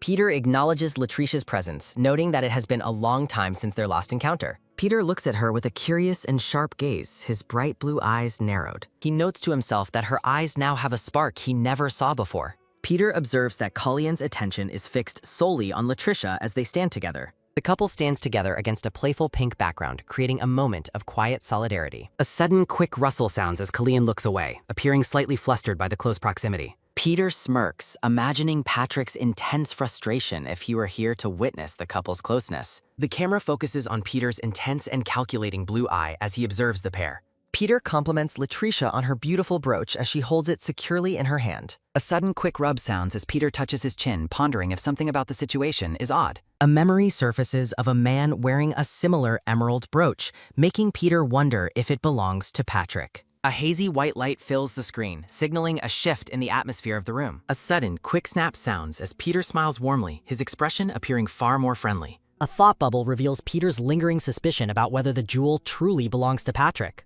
A soft blue glow permeates the air as the scene transitions back to the negotiation. Peter identifies the toxin as tetrad, a substance capable of killing without leaving any detectable trace. A sudden, quick tap sounds as Peter admits he finds Patrick's easy cooperation with the annulment suspicious. Bowing his head, Peter expresses deep shame as a Godwin for the trouble caused by their family's goods. Peter reflects that this scandal provides a perfect opportunity to permanently remove Patrick from his way. Narrative text mentions family accountability as Peter asks what price they expect for this information. Callian states he originally considered a trade deal involving the Viscount's company as the price. A sudden, quick squeeze sounds as Callian takes Latricia's hand, noting she wants more than a simple trade. Callian closes his eyes and tells Peter that the final details of the request are up to Latricia. Latricia looks Peter directly in the eye and declares that they require two specific things. Peter smiles and agrees to listen, privately intrigued by the dynamic between the Duke and his wife. Latricia moves to the second part of her demand, which directly concerns the current epidemic. Peter immediately apologizes and declines any requests that might lend weight to rumors about the Grand Duke. He explains as a merchant he cannot risk the criticism that would follow revealing the truth. Latricia asserts that fulfilling her request will actually be to Peter's advantage, sparking his curiosity. Latricia requests that he sell them the tetrad, prompting Peter to ask how that would benefit him. Latricia requests that the source of the antidote be publicly credited to them. She emphasizes the need for a public announcement once the current crisis finally settles. A playful smile crosses her face as she begins to introduce a secondary condition. The scene focuses on her requirement to reveal their involvement in finding the cure. Callian remains stoic and silent, his intense blue eyes fixed on the ongoing negotiations. Peter Godwin smirks as the narrative notes that family accountability will be safely avoided. Peter agrees to provide the toxin and finalize the deal after the antidote is ready. Latricia presents the rare plant to Pell, inquiring about the timeline for completing the cure. A sudden, quick rustle sounds as Pell, the blonde-haired doctor, expresses shock at their success. Pell explains the extreme difficulty of working with selectively bred plants to the attentive couple. Feeling the weight of Colleen's gaze, the doctor nervously promises a very swift result. A sudden, quick scamper sounds as Pell hurries away, leaving Latricia appearing quite bewildered. Latricia watches him go, her expression filled with a quiet and lingering sense of curiosity. Noticing his intense mood, Latricia asks Callian why he looks so troubled at this moment. Callian questions the complexity of her plan when simpler, more direct options were readily available. Peter maintains a cheerful facade as Callian decides the man must stay to witness everything. Callian's inner thoughts reveal his deep-seated dislike for Peter's appearance and his suspicious intentions. Recalling events from his past life, Callian's blue eye shines with a cold determination. Callian sternly warns Latricia to maintain her distance from the flashy and untrustworthy Viscount Godwin. Despite her dismissal of his warning, a sudden wave of intense unease washes over her. Latricia winces and clutches her chest as a sharp, painful tightness suddenly takes hold. Callian immediately notices her distress and asks what is bothering her so much right now. Trying to hide her pain, she claims her stomach is merely feeling slightly uncomfortable. A sudden quick rustle sounds as Callian seizes her hand, suspecting simple indigestion. He holds her hand close to check for a chill, finding her skin quite warm. Overcome with embarrassment, Latricia flails her arms and loudly denies any serious or lasting ailment. A sudden quick squeeze sounds as their hands remain tightly locked in a brief moment. Callian insists on summoning the doctor, but she protests to prioritize the production of the antidote. A sudden quick grab sounds as she holds onto his arm to prevent his departure. A sudden, quick thud sounds as Latricia stubbornly asserts her health, claiming she lacks a fever. She continues to list reasons why she is fine while shifting her stance and posture. The two share a tense, intimate moment amidst a soft background filled with red roses. Latricia announces her plan to check on the sick boy named Alan alone tonight. She dismisses Callian's offer to accompany her, telling him to wait in the study instead. A sudden, quick rustle sounds as she turns away, her long pink hair swaying gracefully. The scene shifts to a dim and empty hallway illuminated only by soft, flickering candlelight. Latricia exhales a heavy sigh, questioning why Callian is behaving so strangely and intensely tonight. A sudden, quick creak sounds as she enters the sick room to check on young Alan.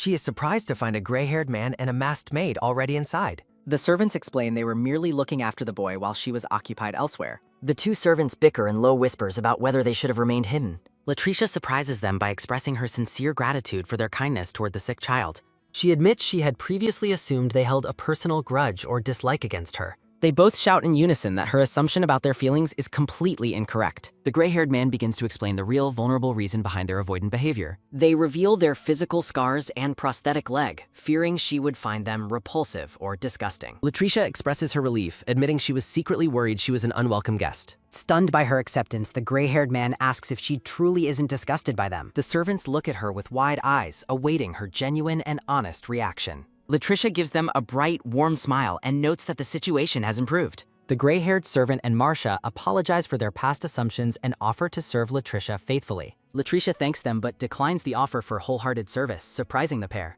A speech bubble clarifies that moderate service is more than enough for her. A sudden quick mutter sounds as Latricia compares herself to a short-term guest. The gray-haired man asks how she knew about his inner thoughts. Chibi Latricia reveals it was just a lucky guess, leaving the servants stunned. Marcia asks Latricia about her favorite sweets, while the gray-haired man scolds her to maintain her dignity. Latricia stares ahead with a neutral and quiet expression. A hand in a white glove presents a glistening slice of lemon cake. A soft and warm smile spreads across Latricia's face. The servants walk away together, debating whether it matters if her guess was right or wrong. A sudden quick click sounds as Latricia enters the study and remarks on the extravagant atmosphere. Latricia walks down the hall, wondering if the maid named Mia has already arrived. A sudden, quick exhale sounds as a dark-haired man breathes softly against Latricia's ear. A sudden, quick rustle sounds as Peter Godwin asks what she has lost while Latricia recoils in shock. Peter Godwin smiles brightly amidst a backdrop of white flowers. Latricia and Kalyan share a romantic embrace in a formal framed portrait. Peter Godwin repeats his question about what she might have lost in the hallway. He greets her formally as the Grand Duchess. Latricia questions why he is in the main hall instead of the guest room, to which he claims he simply got lost. Latricia remains visibly startled by the unexpected encounter.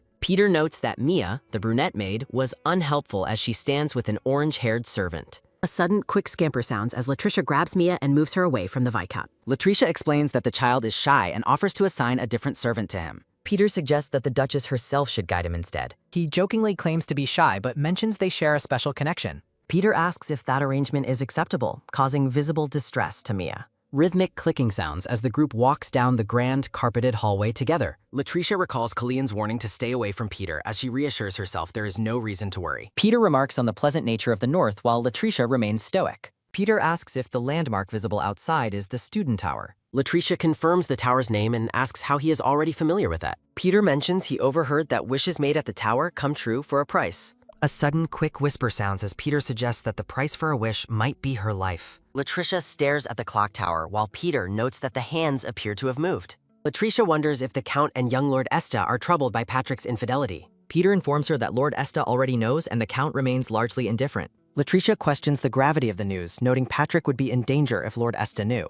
The pair arrives at the annex where Peter notes the path was shorter than expected. A sudden quick bow sounds as Peter prepares to enter his quarters. Peter notes that Latricia looks much better than she did in the capital. Latricia smiles and accepts the comment as a compliment. A sudden quick rustle sounds as Peter smiles and takes his leave. Narrative text explains that a few days have passed as the scene shifts to the stone fortress. Latricia visits Alan, asking how the patient feels half a day after taking the antidote. Alan, the lavender-haired child, excitedly declares that they feel much better and ready to live normally. Latricia expresses her deep relief at the child's recovery. Pell, Kalyan, and Peter Godwin stand together in the hallway. Pell inquires about the status of the patient named Alan. Latricia happily reports that the patient has noticeably improved and the antidote is effective. The black-haired woman in the white coat asks Pell for the estimated timeline for distributing the antidote in the capital. Pell explains that while production takes 5 days, a significant and urgent supply problem currently exists. He presents a small sample of the rare tetrad plant, emphasizing that the current amount is insufficient for mass distribution. Kalyan questions why acquiring more of the plant is considered such an extremely difficult and taxing undertaking. The black-haired woman considers the amount diluted in the well and worries about the remaining quantity available to them. A sudden quick rustle sounds as she fears further delays will lead to more deaths before they can secure ingredients. She asks if a substitute exists, but Pell confirms that no other ingredient can currently replace the tetrad. A sudden quick rustle sounds as she expresses frustration that her father has yet to make any contact with her. A sudden silent pause indicates that she has just experienced a moment of intense and sudden realization. Latricia remembers that another family in the Empire possesses tetrad, specifically noting the Godwin family spice monopoly. A sudden, quick rustle sounds as several hands gesture toward a floral crust during the intense discussion. Kalyan remains skeptical, noting that the Duke would never have willingly parted with such a precious and rare spice. A flashback reveals that transport fees were recently paid using expensive and rare spices due to various misfortunes. The narrative notes that the bags of expensive spices provided as payment almost certainly contained the necessary tetrad. A sudden, quick rustle sounds as the black-haired woman suggests that asking Latricia's family is the best option. Kalyan suggests that the Grand Duchess should retrieve the spices from the Count herself to expedite the process. A sudden, quick rustle sounds as the black-haired woman notes the restrictive conditions the Count set regarding their rights. A sudden, quick rustle sounds as she glances sideways, declaring that someone other than herself must go. She insists that another individual must handle the upcoming negotiations with the Count to secure the tetrad. Latricia appears completely stunned as the focus shifts to her, realizing she is the intended messenger. She questions the feasibility of the plan, shocked by the sudden suggestion that she must handle the task. Sunlight bathes the grand white facade of an estate nestled beside a lush green mountain under a clear sky. A sudden, loud sneeze sounds as a man's face is shown in profile against the dim interior of a room. A sudden, quick rustle sounds as a brown-haired man turns away and asks how long the goods must remain there. A thought bubble expresses his growing annoyance regarding the tricky and bothersome storage methods required for the bags. 3 large, tied white bags sit in the shadows of a dim warehouse, glowing with a soft light. A sudden, quick scratch sounds as the man reaches up to poke his itchy ear with a finger. He wonders aloud who might be speaking ill of him behind his back at this exact moment. A decorative board displays posters for various series alongside urgent recruitment details for several paid positions. An older blonde man in a tan coat stands with his back to the viewer before grand white doors. The scene shifts to the interior of an elegantly furnished and quiet room featuring a white scalloped sofa. Several large gold coins are spread across the surface of a polished white marble table. A sudden, quick scratch sounds as the older blonde man scowls, calling someone's behavior incredibly impudent. A sudden, heavy thud sounds as a brown-haired man walks through the doorway to find his father. A sudden, heavy thud sounds as the younger man asks why his father continues to peek into Latricia's room. The Count turns his head slightly, addressing the younger brown-haired man by the name Isis. A sudden, quick rustle sounds as Isis stretches and complains about Latricia's total lack of communication. He laments the trouble caused by the plague and the public resentment they are currently facing. A sudden, loud bang sounds as the scene transitions following their tense and heated exchange. A sudden, heavy stomp sounds as the 2 men walk down the grand hallway together in silence. A sudden, quick rustle sounds as Isis looks back and asks his father if he has heard the latest news.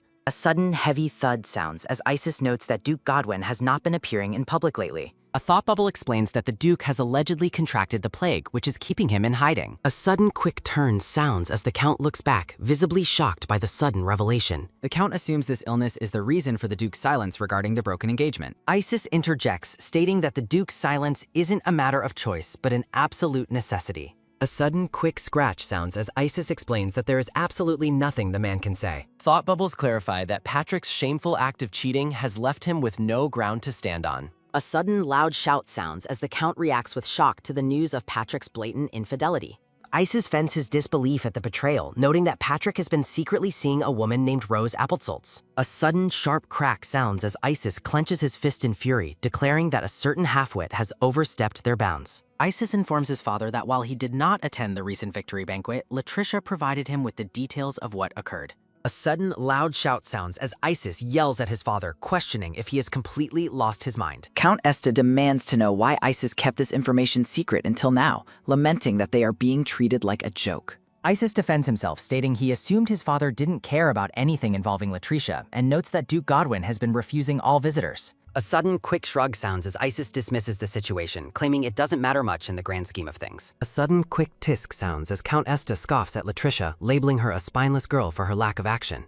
Count Esta declares his firm intention to visit Duke Godwin personally to resolve the matter. Isis questions what difference his father's presence will make, since the Duke hasn't opened his door for anyone recently. A sudden, quick rustle sounds as Count Esta asserts his confidence, stating he has a very specific reason to meet with the Duke. Narrative text highlights that Count Esta is planning to use the goods and receipts received from the Godwin side as his leverage. A sudden, quick rustle sounds as the Count prepares to use the documentation to force a confrontation.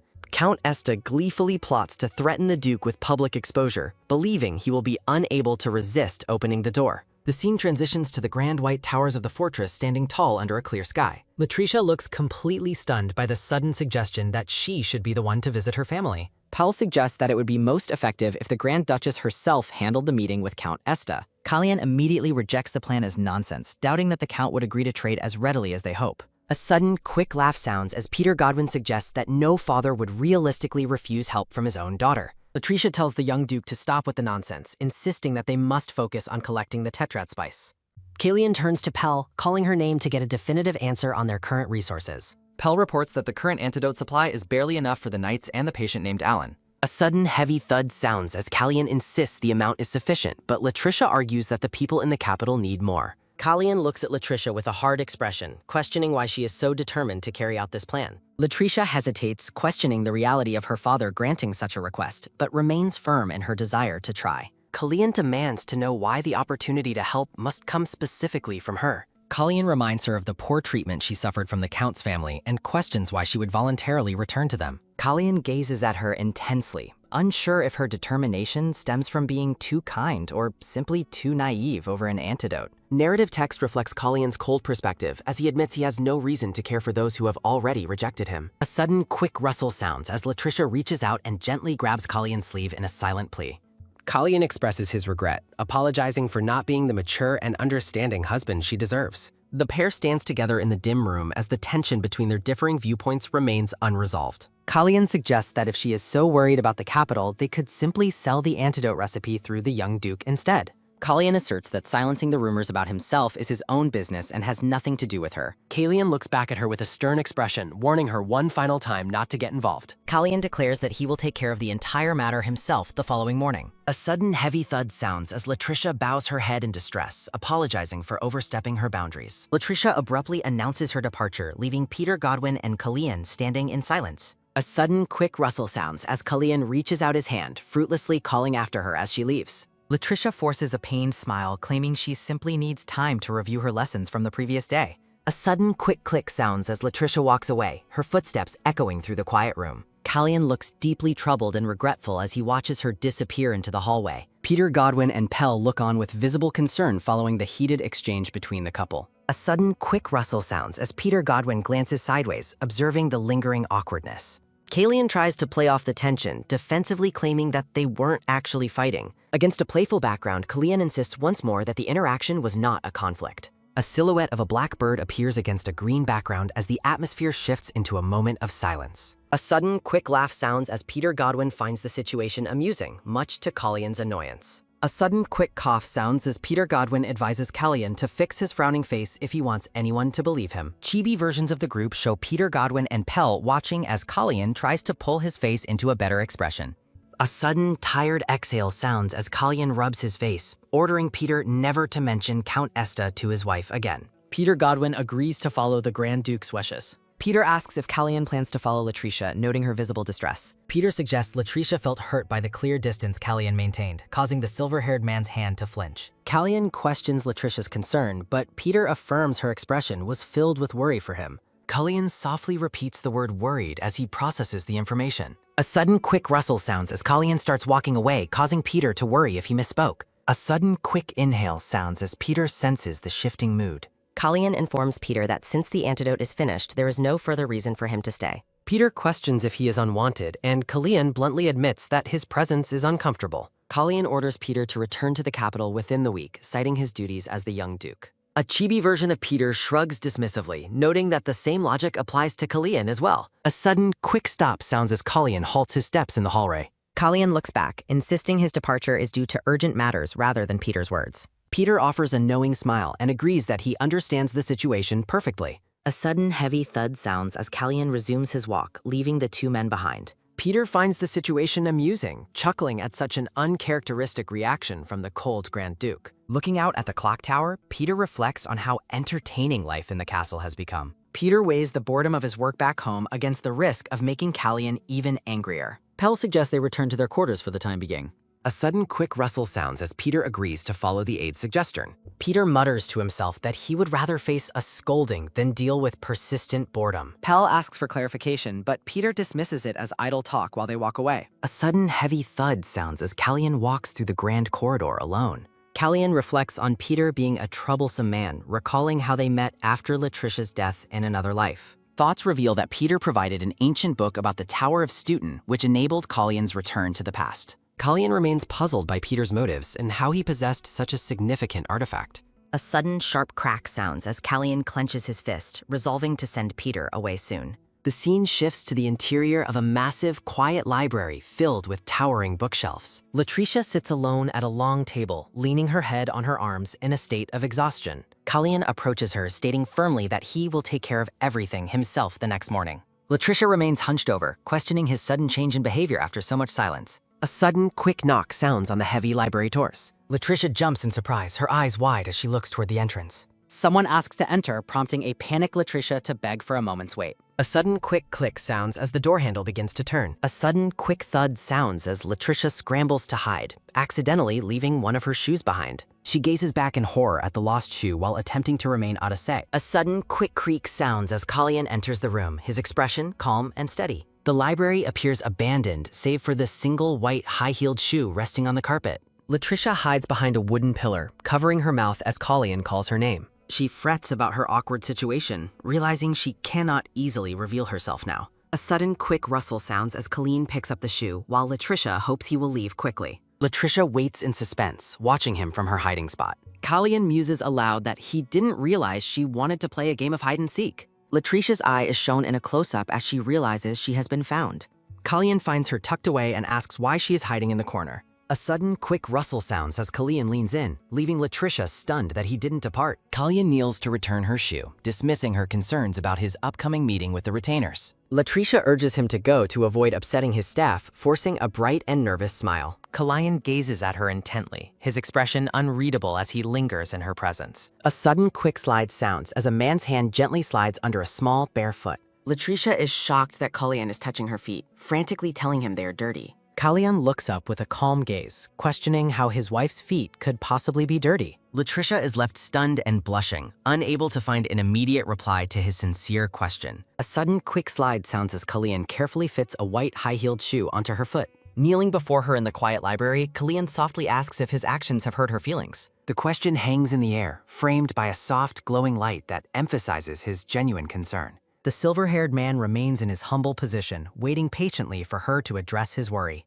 Latricia stammeringly denies being hurt, struggling to maintain her composure during the intimate moment. She gestures toward the bookshelves, claiming she only returned to the library to read a fairy tale. A sudden, quick flinch sounds as Latricia freezes, realizing her excuse is incredibly transparent. Callian looks down with a somber expression, admitting that his behavior was driven by worry for her. Callian confesses he investigated her past living conditions and hopes she isn't offended by his interference. Callian questions if maintaining their current distance is truly the right answer for their relationship. Latricia listens in silence, a gentle and thoughtful smile spreading across her face. Narrative text reflects her inner thought that her past life was indeed far from pleasant. Callian explains he only wanted to prevent her from being involved with those who mistreated her. A sudden, heavy thud sounds as Callian firmly grips her hands, his desperation becoming visible. Callian asks if his past mistakes mean she should hate him just as she hates her family. Callian looks away with a blush, admitting he would be glad if she chose to hate him. Callian clarifies that it is not a demand and she is entirely free to hate him. A sudden, sharp stab sounds as chibi versions show Latricia admitting she was upset and Callian apologizing. Latricia looks at him seriously, beginning to respond to his heartfelt confession. Callian leans his head against her lap, pleading with her not to hate him for too long. A moment of deep, heavy silence fills the massive library as the two remain still. A sudden, quick rustle sounds as Callian admits he is embarrassed by his own emotional display. A sudden, quick rustle sounds as Callian notices Latricia trembling, causing him to call her name. Latricia bursts into a bright, joyful laugh, leaving the blushing, silver-haired man completely bewildered. Latricia explains through her laughter that she is simply reacting to the immense relief she feels. A sudden, quick tap sounds as Callian touches her face, suggesting she should smile more often. A sudden, heavy thud sounds as the chibi Latricia bashfully tells him to stop teasing her. Latricia covers her face with her hands, admitting she would still be worrying alone without his words. A sudden, quick slide sounds as Callian takes her hands, dismissing her self-doubt as useless. Callian asserts that everyone in the castle values her and doesn't see her work as useless. A sudden, quick rustle sounds as Latricia smiles softly, asking if that is truly the case. The scene shifts as Latricia mentions she is suddenly curious about a specific detail. Latricia questions since when his supposedly injured arm has actually been fully healed. Chibi versions show Kalian feigning injury with an ouch while Latricia stares at him unimpressed. A caption marks the transition to the next day as the group prepares to depart. Peter Godwin shouts at a guard to handle his luggage as if it were a delicate baby. Pell scolds Peter for his lack of dignity, while the black-haired man defends his reckless belongings. Kalian asks why Peter bought so many souvenirs when there was nothing special to find locally. A sudden, quick rustle sounds as Peter insists everything was fascinating while Pell looks on exhausted. Latricia admits she thought Peter would stay longer, making his departure quite unexpected. Peter asks if she is disappointed and offers to stay, which she politely and quickly declines. A sudden quick slide sounds as Peter attempts to linger, only for Kalian to step between them. Kalian glares at Peter, reminding him he has urgent duties waiting back at the capital. Peter takes the hint and asks for another invitation once their current business is successful. Chibi versions show Kalian coldly refusing to call him for anything other than official business matters. A sudden heavy thud sounds as Peter Godwin offers a respectful bow to the Grand Duchess. The black-haired man asks the Grand Duchess for her hand in a final farewell. A sudden heavy thud sounds as Kalian interrupts, declaring that the goodbyes have been sufficient. Kalian stands possessively by Latricia's side while the pink-haired woman looks up in mild surprise. Peter finds the display amusing, while Pell informs him that departure preparations are complete. Someone acknowledges a companion named Nero as they prepare to set off on their journey. The black-haired man offers a final well-wish before heading off to resume his work. A sudden quick clatter sounds as the ornate white carriage pulls away from the Grand Castle. The couple watches the departure in silence as the morning sun illuminates the stone balcony. A sudden quick squeeze sounds as Kalian takes her hand, questioning if Peter's absence saddens her. Latricia admits she feels a certain emptiness now that their guest has finally departed. Kalian repeats her words with a hint of contemplative jealousy visible in his expression. The silver-haired man looks away, seemingly affected by the thought of her missing another's presence. Latricia clarifies Peter was simply talkative, prompting Kalian to vow he will talk more too. Latricia laughs at his competitive streak, teasingly asking if he is actually feeling jealous. Kalian looks her in the eye and insists that he is being entirely serious. Kalian hopes that giving her something she enjoys will bring a genuine smile to her face. The silver-haired man softly speaks her name as he reaches into his pocket for a gift. They stand close together in the castle courtyard, bathed in a warm and ethereal light. A sudden quick rustle sounds as Latricia asks if he truly has something for her. A sudden quick tap sounds as Kalian produces a small, familiar item from his person. Latricia recognizes a past gift, and Kalian apologizes for neglecting it during his previous state. Thoughts reflect that the luggage from the capital was likely ruined by the heavy rain. Kalian expresses regret for only being able to save this one specific item during the chaos. Kalian explains he prioritized the paints because he knew they were precious to her. Latricia realizes he braved the storm specifically to rescue her favorite artistic supplies. Kalian remains uncertain, asking if his focused actions were the wrong choice to make. Latricia feels a surge of emotion over a simple tube of paint and his sincere devotion. Kalian promises to provide a much better set of paints to replace her lost belongings. A sudden quick squeeze sounds as she clutches the humble gift tightly to her heart. Latricia is visibly moved by his sincerity, her eyes welling with silent appreciation. Narrative text reveals that his constant kindness is slowly breaking down her resolve to stay distant. Kalian notes that her reaction suggests she is genuinely worried about his well-being. A sudden quick pause sounds as Kalian stops, stunned by the weight of her concern. Latricia confesses her worry for him, leaving Kalian searching for the right response. A sudden quick step sounds as Kalian halts her, calling her name with soft intensity. An aide observes that Latricia's worry was clear, even if Kalian's previous coldness was confusing. A sudden quick poke sounds as Kalian touches his own face, pondering her deep affection. A soft chuckle escapes the silver-haired man as he glows with newfound happiness. Latricia asks if something is wrong, but he dismisses her worry with a gentle reassurance. Kalian extends his hand, inviting her to return inside the castle together. The two walk side by side, their bond seemingly strengthened by the honest exchange. Latricia offers a peaceful smile, feeling the warmth of his presence beside her. The Grand Castle stands majestic under the clear blue sky, signaling a change in atmosphere. During a meeting, a man proposes establishing a new supply route for upcoming military efforts. Kalian approves the suggestion instantly, shocking the retainers with his uncharacteristic leniency. The retainers stammer in disbelief, struggling to transition to the next agenda item. Staff members whisper to each other about how unusually agreeable their lord seems today. Chibi versions recall how Kalian normally rejects everything with cold, meticulous scrutiny. A retainer is startled when a proposal is rejected as usual, returning to the expected routine. Kalian offers rare praise, acknowledging the hard work put into the proposal despite the rejection. Retainers whisper among themselves about how their lord has noticeably softened lately. During a formal meeting, a retainer asks Kalian if something good has happened to him recently. A pleasant smile appears on Kalian's face as he briefly confirms that something good occurred. Kalian dismisses the topic, stating that the story behind his mood isn't very interesting to hear. Kalyan blushes as he reveals his wife's concern for him is the source of his happiness. The retainers are completely shocked, shouting internally about their lord's unprecedented display of emotion. Kalyan returns to his stoic self, questioning their expressions before ordering the meeting to continue. A staff member nervously transitions the discussion to the next agenda item regarding waterway expansion. In a quiet study, Philip notices Latricia's distraction and asks if anything is bothering her. Latricia admits she has a sudden feeling that someone might be currently talking about her. Philip refocuses their conversation on estimating the amount of antidote derivable from the tetrad. Philip notes that he can only provide a rough estimate as they look over their notes. A sudden, quick rustle sounds as Philip points to a complex diagram in his research journal. Philip mentions the recovery of the knights and asks why she has taken a sudden interest. Latricia voices her concern over the increasingly tense atmosphere reported near the northern border. A panoramic view reveals Telshi Village, a settlement situated precariously close to the northern territory. Narrative text explains how severe poisoning damage has fueled deep-seated hostility toward the north. Latricia reveals she heard rumors from the knights about a potential riot breaking out soon. Philip realizes she intends to send the antidote to the village to protect the local children. A sudden, quick squeeze sounds as Latricia clenches her dress, prioritizing the most urgent matters. Latricia worries if the hostile residents will even be willing to accept aid from the castle. A sudden, sharp stab sounds as Latricia is struck by a violent, unexpected headache. A sudden, heavy thud sounds as Philip slams the table, shouting in alarm for Latricia. A sudden, quick slide sounds as Latricia collapses, blood streaming from her nose in a dizzying haze. Philip is horrified by the sight of the blood while Latricia tries to stay calm. Philip yells in frustration, angry that she concealed the worsening severity of her illness symptoms. A sudden, quick tap sounds as Philip refuses to continue antidote work, prioritizing her treatment instead. Letitia's vision begins to fade as she asks Philip if a cure is even possible. A heavy, dark bubble hangs in the air with her desperate inquiry about being cured. Philip stands over the table with a blood-stained cloth, his back turned in somber silence. Philip's expression is filled with intense sorrow as he faces the reality of her condition.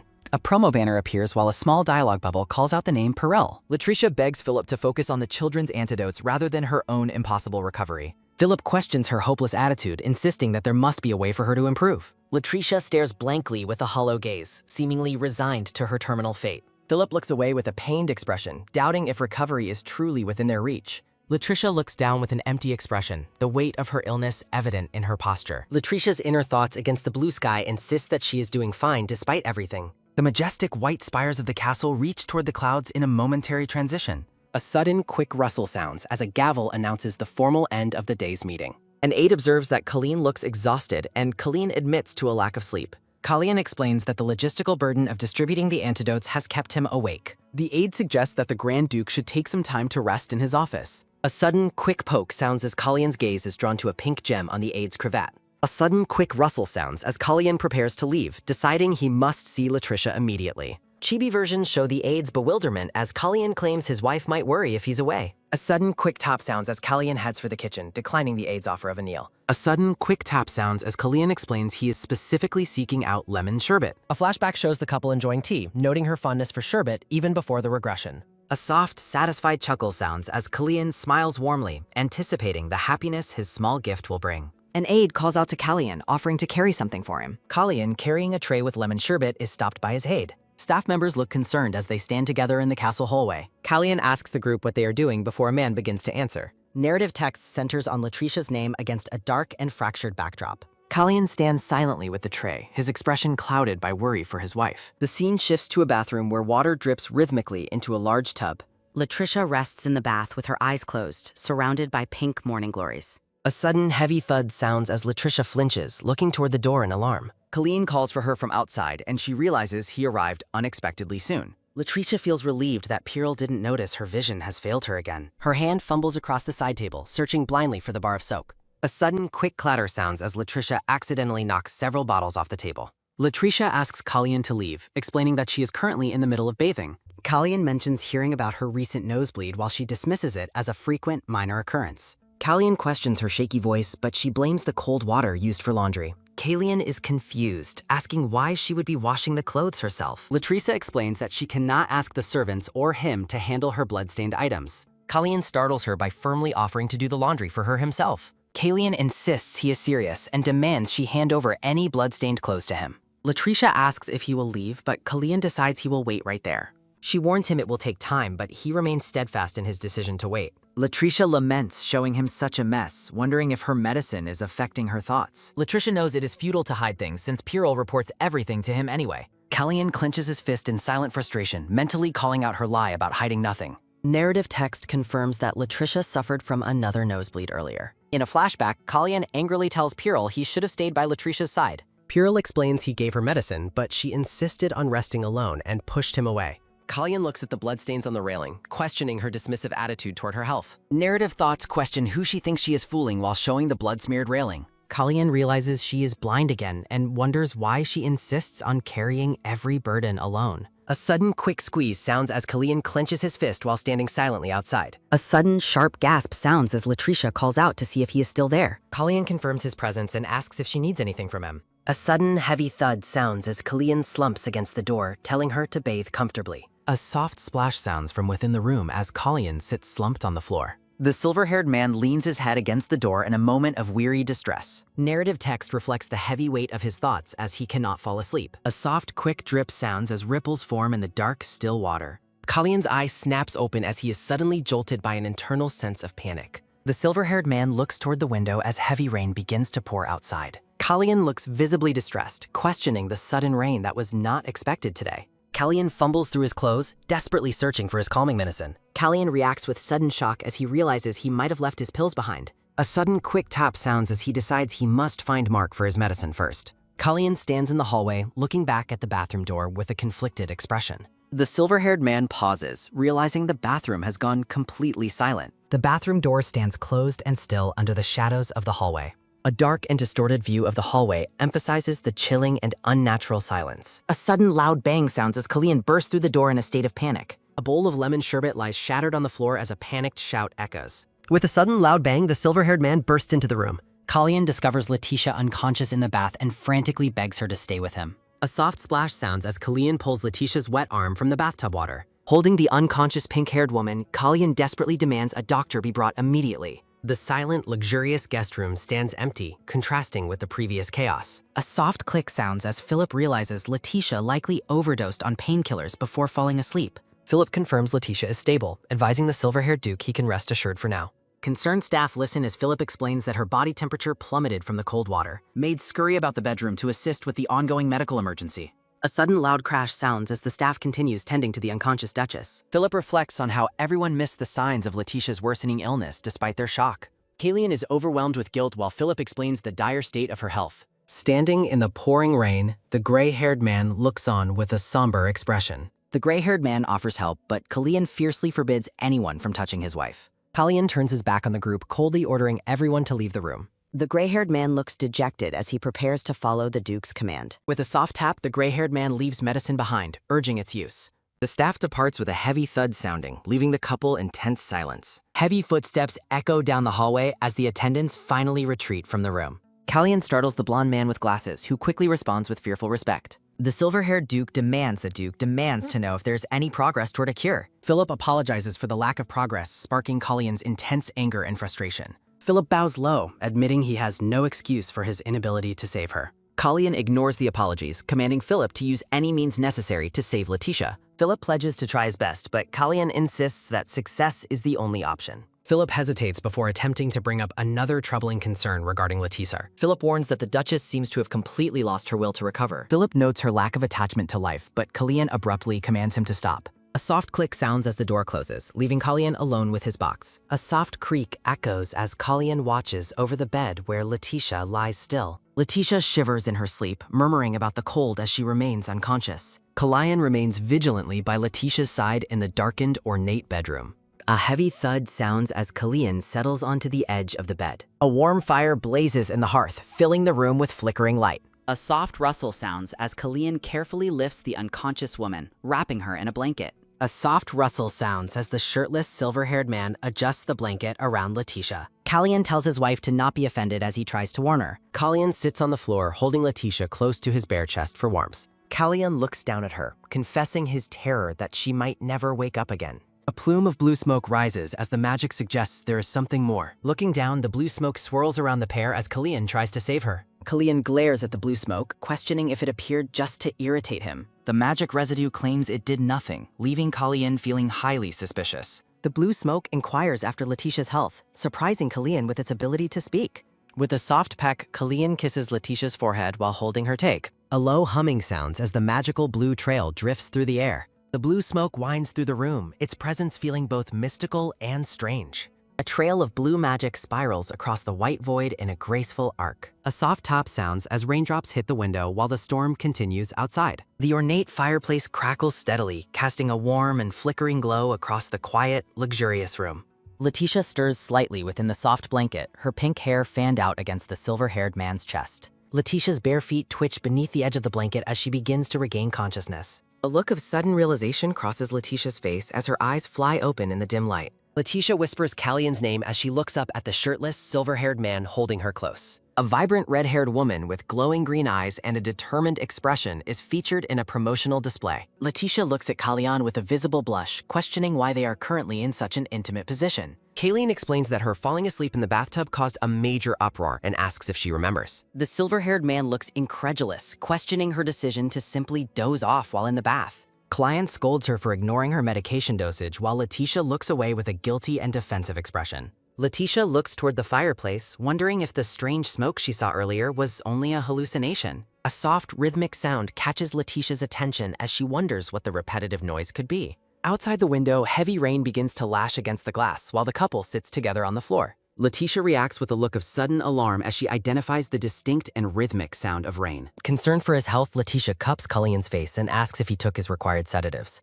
Killian apologizes for being unaware of her cold sweat while he was resting easy without knowing it was raining. Letitia pauses, her expression softening as she processes the silver-haired man's sincere and vulnerable apology. Killian leans his head against her shoulder, questioning which of them should truly be worrying about the other. Letitia flinches as their faces come close together, her eyes wide with shock at the sudden, intimate proximity. Letitia claims she took her sedative and insists her sweat is only due to the heat of the room. Letitia notes her only discomfort is the lack of a neutral place to rest her gaze while so close. Letitia bashfully pulls the blanket higher as the chibi silver-haired man watches her with a stoic, unreadable expression. Killian gently pats Letitia's head as she leans into his touch with a peaceful and content expression. Numerous wrapped gift boxes are piled high in the corner of the room, illuminated by the fire's glow. The fire continues to burn steadily in the ornate hearth, filling the room with a sense of artificial peace. Looking at Letitia from behind, Killian laments to himself how difficult she is for him to truly understand. Killian is filled with silent desperation, questioning what he must do to make her truly want to live. Narrative text reflects on how all the rare and precious gifts Killian gave Letitia were ultimately meaningless. Killian reflects on his own arrogance for believing he could secure her presence with mere material things. A dark internal thought questions if having her within reach as an empty shell is truly enough. Killian looks down at her with an expression of deep guilt, silently berating himself for his previous mindset. Letitia asks Killian what he is murmuring about and if she did something to upset him. Killian makes an excuse about the fire going out and the floor being cold to justify moving to the bed. Letitia looks around in a chibi form, noticing the fire is low and the rain has finally ceased outside. Killian confirms the rain has stopped and tells her to hold on tight as he prepares to move her. Killian asks if she is hurt or has a headache, feeling relieved when she says she is fine. A bright light suddenly catches Killian's eye, emanating from a book left on the table near the bed. A plain, leather-bound book rests alone on the dark table, shimmering with a faint and mysterious light. In a memory, Letitia explains that she enjoys the library because the storybooks there are quite interesting. Killian reaches out one hand to pick up the book as he continues to carry Letitia toward the bed. Killian carefully lays Letitia down on the ornate bed, still holding the mysterious book in his other hand. Killian realizes she wasn't lying about her interest in the book, having previously thought it was just an excuse. Several loose sketches of flowers and animals suddenly spill out from between the pages of the book. Killian looks down in surprise at the detailed drawings of a cat and a rabbit that have fallen out. Letitia blinks sleepily from the pillows, questioning what he is looking at so intently. Killian holds up the fallen sketches, identifying them to Letitia as the pictures she must have drawn. Letitia panics and tells him to stop looking, but Killian praises her talent and the quality of her work. Blushing deeply, Letitia buries her face in the blanket and accuses him of only teasing her about her drawings. Killian turns serious, mentioning Philip's report about her request for an antidote to be sent to Telshi village. Letitia huffs at how fast news travels and asks him how he plans to handle the wary villagers. Letitia proposes reaching the children by using storytellers and interesting storybooks. Letitia asks the shirtless, silver-haired man if he considers her idea to be strange. Kalian supports the plan, suggesting they add a magical potion to the story to represent the antidote. The pink-haired chibi is thrilled that the children will drink the cure without any suspicion. Huddled beneath her blanket, Letitia dejectedly admits she has no talent for writing interesting stories. Kalian suggests they have the original author fix it, but Letitia worries about the time needed to find them. Letitia is confused when Kalian implies the author is sitting right in front of her. Amidst shimmering blue flowers, Kalian reveals to his wide-eyed wife that he was the one who wrote the storybook. Luminous blue flowers bloom beautifully, reflecting the magical atmosphere of the Duke's story. A grand white carriage travels along a stone path past lush green foliage in the bright sunlight. Nero, the orange-haired man with cat-like ears, looks thoughtfully at a document in his hands. Nero lets out a soft, tired sigh as he continues to review the reports. Shouting with surprise, Nero asks the monocled man if a rare bird just flew past the carriage window. Holding a glowing crystal orb, Nero reports that a mysterious storyteller appeared in Telshi village. They discuss how unusual it is for such a storyteller to linger instead of vanishing without a trace. Narrative text explains that the storyteller gives out a potion that makes everyone who drinks it healthy. Nero is struck by a sudden realization that the mysterious village potion is actually the antidote. The long-haired, black-haired man, young Master Esta, notes the clever way the Duke is distributing the medicine. Esta is amused by his new business partners and resolves to work just as hard as they are. As the carriage arrives at a grand estate, Nero offers to announce the monocled man's visit. A transition bubble notes that a formal introduction will not be necessary for this meeting. The brown-haired man, Isis, watches from the garden as the ornate carriage pulls into the driveway. With a soft top sounding, the visitor is greeted respectfully as the young master of Esta. The man with the monocle asks Isis for permission to enter the mansion grounds. Young Master Esta offers a bright and confident smile during the greeting. Inside the mansion, the guest explains that the illness spreading in the capital is not a plague. Isis reacts with skepticism, questioning why they should believe such a bold claim.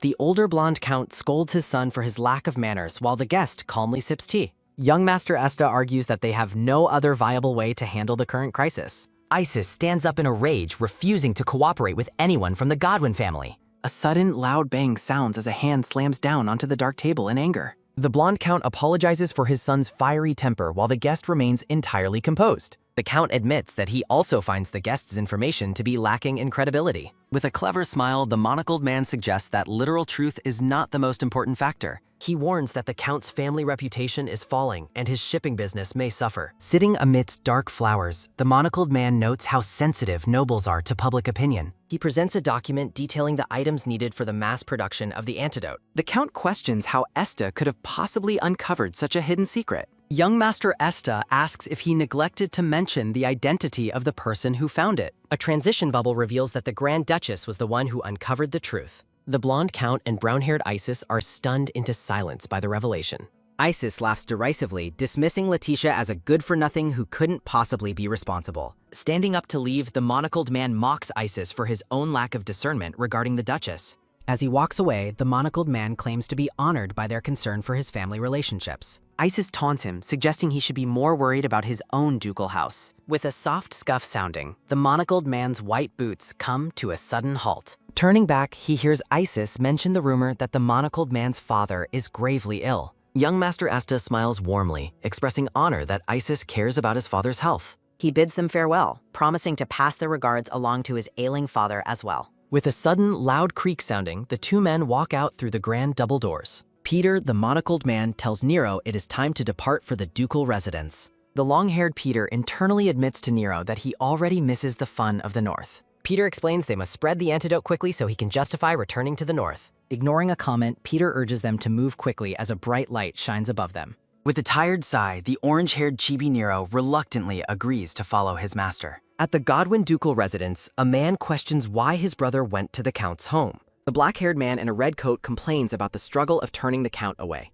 His attendant, Patrick, sweatily asks the young master to lower his voice in the public garden. A young blonde girl suddenly interrupts their conversation with a soft, hesitant greeting. The young girl stands shyly while holding a woven basket filled with white tulips. Hiding his disgust, the man in the red coat asks if he can have a flower. With an eager expression, the girl holds out the basket and begs him to take it. The man questions the lack of payment, but she insists she can pick more from fields. Smiling falsely, the man internally mocks the flower's lack of pedigree and its smell of manure. The girl encourages him to stay strong, hoping Lady Appels recovers from her illness soon. Maintaining his facade, the black-haired man offers a polite thanks while his attendant watches. A rhythmic scuffing sounds as the man begins to walk away across the stone path. Dark thoughts reveal the man's cruelty as he mocks the girl for not knowing his secrets. Walking away, the man resolves to play along with the public's naivete for the time being. Narrative text details the rise of the illegitimate son's reputation through his fake devotion and care. The man in the red coat smirks, noting how his family position is rising through lies. With a sudden, quick thrust, he orders Patrick to throw the filthy flower basket away. Disgusted, the man claims the stench has clung to him and demands a bath be prepared.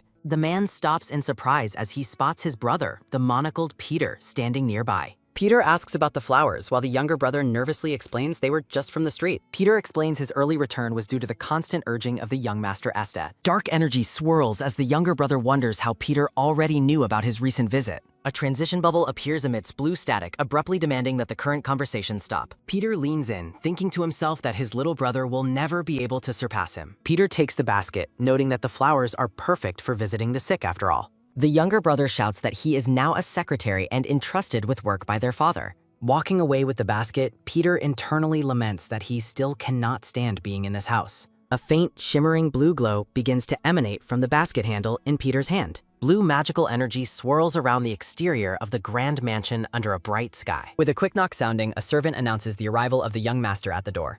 Peter stares silently as the servant gives him permission to enter the private room. Gripping the ornate handle, Peter questions if his father is too ill to even offer a response. The door opens with a soft click, revealing a dark room where a figure lies in bed.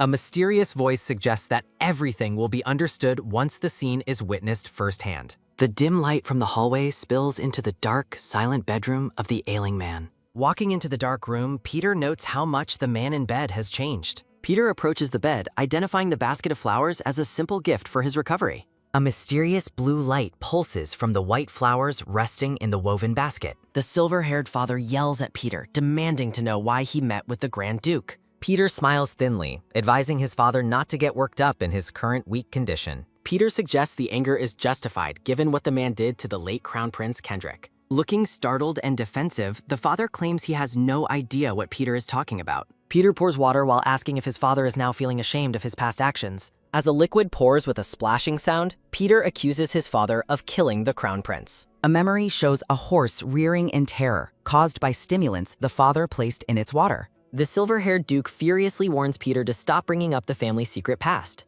Peter mentions their spice market monopoly while placing a pitcher down with a soft top sounding. Scolding his son, the Duke threatens to replace him with Patrick as the rightful heir. Peter admits he has no desire to inherit the family and ends the argument. Reaching for a hidden item, Peter mentions bringing something entertaining for his bedridden father. Mysterious whispers fill the dark room as the Duke looks on with a troubled expression. Peter holds up a glowing brooch, hoping his father enjoys the expensive gift. The Duke reacts with panic regarding a betrayal, while Peter remains calm and defiant. Peter threatens to go public with their secrets as a soft click sounding follows. Placing a small bottle down, Peter instructs his father to drink it from the start. A rhythmic scuffing sounding echoes as Peter walks away, leaving his father alone in the dark. The Duke shouts that Peter is just as corrupt as the rest of the family. Peter stops abruptly, acknowledging the truth of his father's words with a cold smile. A brown-haired servant greets him, but Peter dismisses the concern and sends him to the Duke. Walking away, Peter notes that his father appears completely exhausted from his ordeal. Peter walks down the grand, silent hallway with a steady, rhythmic scuffing sounding. Standing before the family crest, Peter admits his silence makes him just as guilty. Peter reflects that helping the Grand Duke is his way of dealing with his past. Peter admits that assisting the couple is merely a way to ease his heavy conscience. He resolves to have nothing to do with them once his penance is complete. A quick scuff sounding follows as Peter's white boots come to a sudden, firm halt. Soft magical energy begins to swirl around the long-haired man as he stops. Peter's expression turns serious as he senses a powerful blue energy manifesting nearby. Narrative text explains that a mysterious blue aura is currently enveloping the Tower of Shooten. Clenching his fist, Peter realizes that someone has made a wish upon the clock tower. Peter resolves to return to the north to uncover the truth behind this new development. The scene shifts to a peaceful view of the village houses under a clear sky. A loud chime sounding rings out as the clock tower bells echo across the village. Letitia looks out her window in surprise as the sound of the bell echoes. Callian walks toward Letitia with a quick scuff sounding, asking what she saw outside. Callian expresses disbelief that the long-stopped clock tower would ring on its own. Letitia wonders why she would imagine such a thing, appearing slightly dazed and confused. Letitia stares out the window while her long pink hair flows in the soft breeze. Callian reports that the plague is contained and the North's reputation is finally recovering. Letitia is pleased to hear that their stories have reached the ears of those in the capital. Callian gazes at his wife with a tender expression as they talk near the window. Wrapping a blanket around her, Callian listens as Letitia marvels at his secret hobby. Set against a cute background, Letitia quickly clarifies that she meant her comment kindly. Callian admits it's understandable to be surprised given his usual stern and serious face. Letitia asks the silver-haired man why he has a sudden interest in fairy tales. Callian admits he doesn't like them, leaving Letitia puzzled as to why he writes them. Callian reveals that he only started writing the stories because she wanted him to.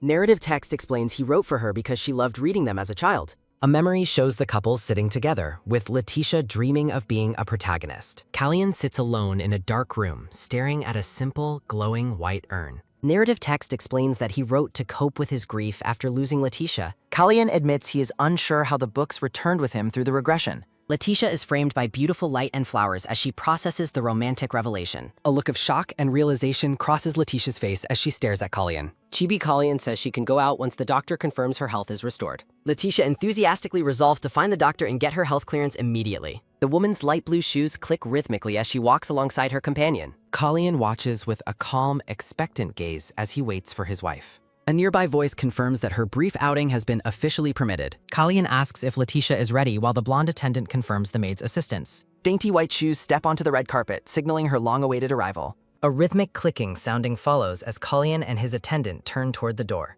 Callian is momentarily stunned into silence by the beautiful sight before him. A delicate blue gemstone brooch rests against the ruffles of his white collar. Soft light and flowers frame a quiet moment as Callian breathes her name. Letitia appears in an elaborate, ruffled pink dress, looking radiant yet incredibly shy. The maids excitedly prompt their master for a compliment on her stunning appearance. A heavy silence fills the room as Callian stares at her without speaking.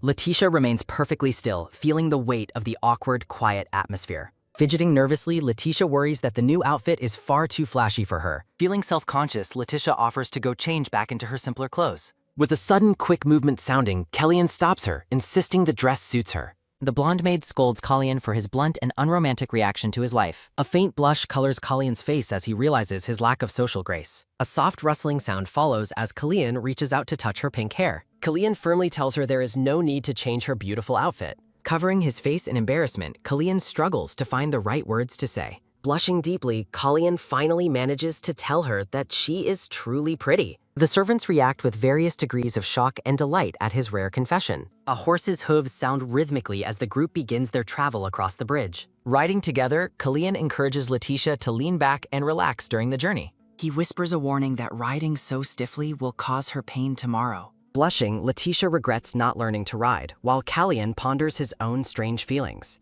Callian looks toward the horizon, asking if she is comfortable with their current arrangement. Callian reflects on his possessive pride regarding their first official outing as a couple. A loud, spirited horse whinny sounding rings out as they pick up their pace. With a sudden jolt and a firm squeeze sounding, Callian holds Letitia closer. Startled and blushing, Letitia apologizes for being distracted during the ride. Callian pulls her closer, telling her to simply lean on him if she feels sorry. Letitia smiles to herself, deciding that she isn't actually sorry to be this close. A gentle, satisfied expression softens Callian's features as they continue their ride. Callian asks about her desired destinations while Letitia considers the many possibilities. Letitia points toward the distant skyline, expressing her wish to visit the clock tower. Callian questions her choice while she mentions a rumor heard from the young duke. Letitia lists the bookstore and market as other places she hopes to explore. Callian watches her with a tender smile as she excitedly talks about their plans. Soft light illuminates the peaceful village square as snow begins to fall lightly. Walking through the market, Letitia points out interesting items while Callian follows closely. Inside a quiet bookstore, Letitia explores the shelves while Callian stays by her side. The couple stands together in the falling snow, admiring the historic village buildings. They stand close to one another as the winter air turns cold and crisp. Standing before the massive structure, Callian identifies it as the Tower of Shutin. Letitia marvels at the tower's height, feeling as though it could touch the clouds. A single, intricate snowflake begins to fall directly toward Letitia's wide-open eye. Letitia cries out as Callian turns with a sudden, quick movement, sounding in concern. Rubbing her eye, Letitia explains that something has gotten caught under her eyelid. Letitia touches her face, confirming that her eye feels much better now. A soft scuffing sound follows as Callian leads the pink-haired woman toward the tower. The woman's dainty white shoe clicks against the floor as she enters the building. Standing within the vast circular chamber, Letitia gazes up at the high stone walls. Looking around the empty room, Letitia observes that there is truly nothing inside. Turning her head, Letitia notices something unusual and lets out a soft gasp sounding. A small, weathered tombstone sits on the grass, illuminated by a single beam of light. Approaching the grave with curiosity, Letitia asks if it is actually a tombstone. A look of quiet contemplation crosses Letitia's face as she looks at the memorial. A loud chime sounding rings through the air, reminding Letitia of their first meeting. Staring at the clock, Letitia realizes the sound is identical to the day she met Cullion. Standing near the grave, Cullion explains that the tombstone belongs to his late brother. Another chime sounding echoes as Cullion reveals his brother's childhood wish to visit. Cullion looks away as Letitia expresses her hope that Sir Kendrick is finally at peace. A moment of transition occurs as Letitia shifts her focus back to the man beside her. A heavy chime sounding rings out while Cullion notices strange smoke rising from the floor. Whiffs of glowing blue magical energy swirl around Cullion's legs as he stands perfectly still. Beads of sweat roll down Cullion's face as he asks what is happening in shock. Cullion grabs Letitia's arms, frantically asking how she can see the magical smoke. Dazed, Letitia explains it is the first time she has seen the magic so clearly.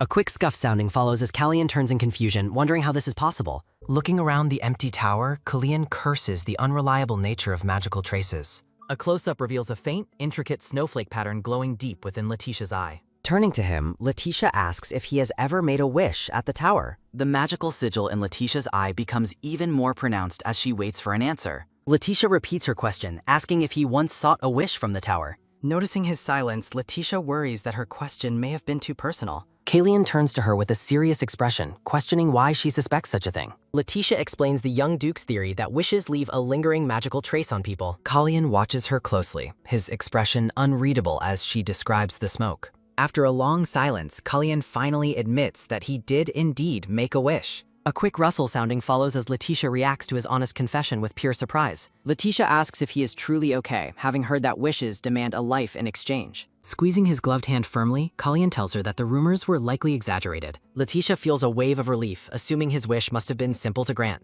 Cullion looks down, admitting he only wished to find something he had once lost. The blowing blue smoke intensifies, partially obscuring the silver-haired man's face from view. Surrounded by a warm, flowery light, Cullion softly confirms that he finally found it. Letitia stares at him, wondering why he still appears to be searching for something more. A sudden, loud shout sounding from outside startles the couple, breaking the quiet moment. A group of villagers argue loudly outside the building while an attendant tries to intervene. Cullion asks about the noise, and the knight explains a heated argument between local residents. A resident demands the knight use his authority to chase the opposing group away immediately. An angry shout sounding follows as the man complains about the disrespect shown to his grace. Worried the fight will worsen, Letitia suggests they go outside and handle the situation. Cullion agrees, noting that they cannot allow her hard work in the village to be ruined. A rhythmic clicking sounding echoes through the chamber as the couple heads for the stairs. A sharp scuff sounding follows as Cullion's brown leather boots hit the stone floor. The sound of rhythmic footsteps continues as Cullion leads Letitia down from the upper level.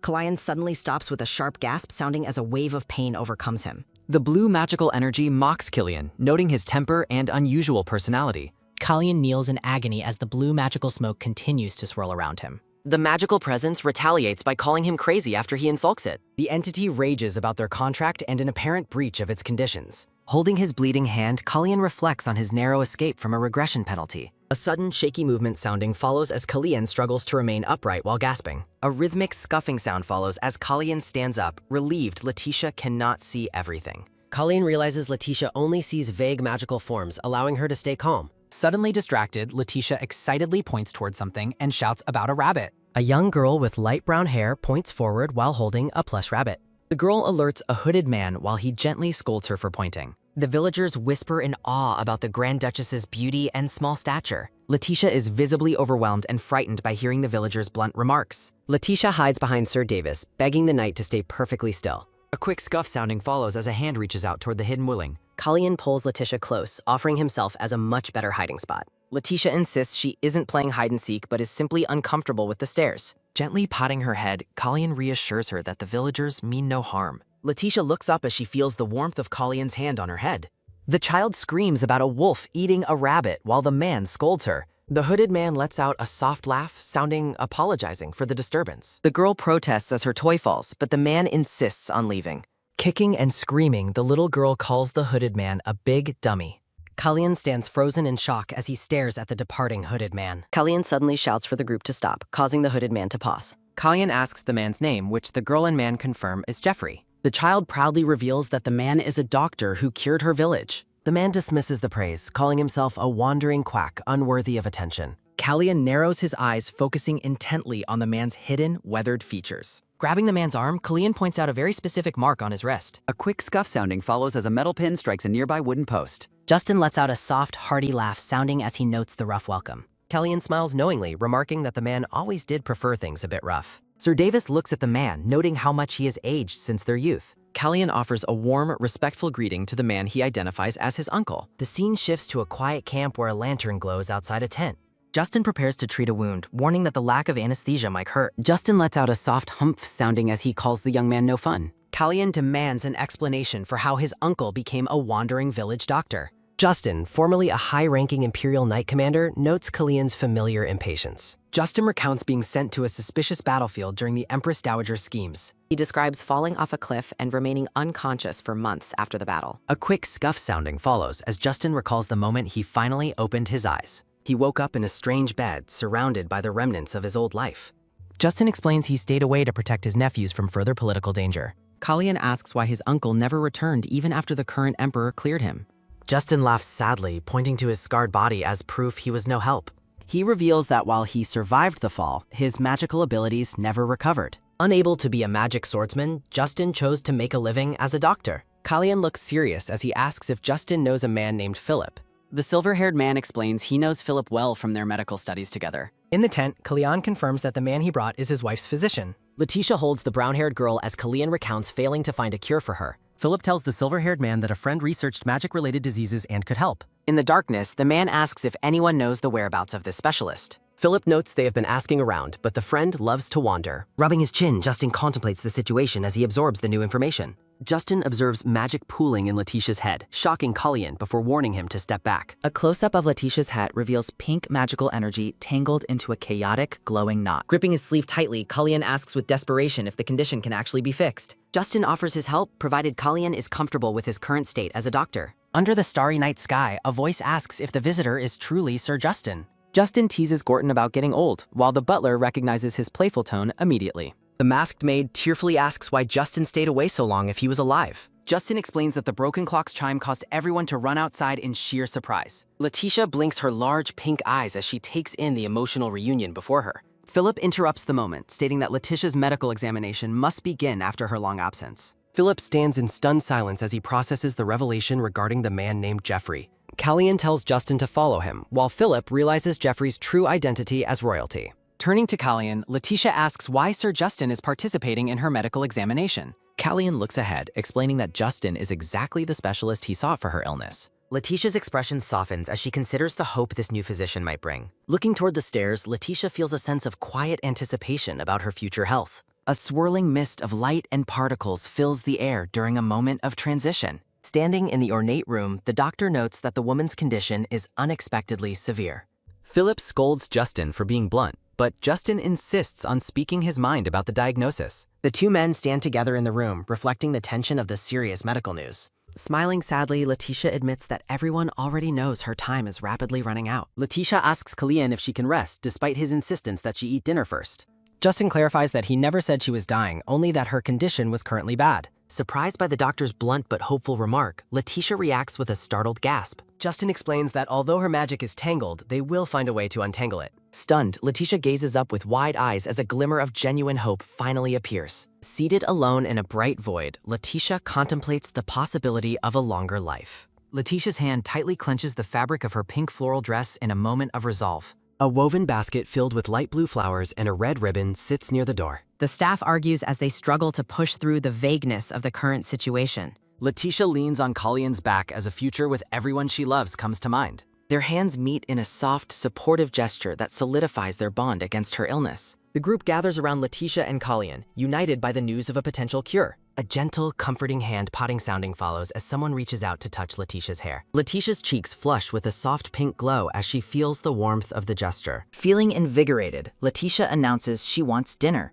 prompting Kalyan to offer room service. Kalyan's hand covers Letitia's as they share a quiet, intimate moment of relief and connection. Letitia smiles radiantly, inviting her uncle to join them so they can all eat together. Colleen watches Letitia with a look of deep affection and newfound hope for their life together. A small, warm smile touches Killian's face as he observes his wife's return to spirits. The scene shifts to the next day as birds chirp amongst lush green leaves. Standing in the hallway, Colleen remains perfectly still with a serious, contemplative expression on his face. Letitia turns her gaze toward a dark-haired man who watches her with a serious, intent stare. Surprised, Letitia asks if the current room preparations were really made just for her. Killian suggests a room with large windows and an easel to suit Letitia's hobbies. Letitia teases Callian, noting that his suggestions are incredibly specific despite her not agreeing. Colleen looks at his wife with a steady, unreadable gaze as she laughs. Colleen softly asks Letitia if she truly finds the new arrangement to her liking. Letitia offers a bright, sincere smile and confirms that she loves the place. A brief smile touches Callion's face as he acknowledges her positive response.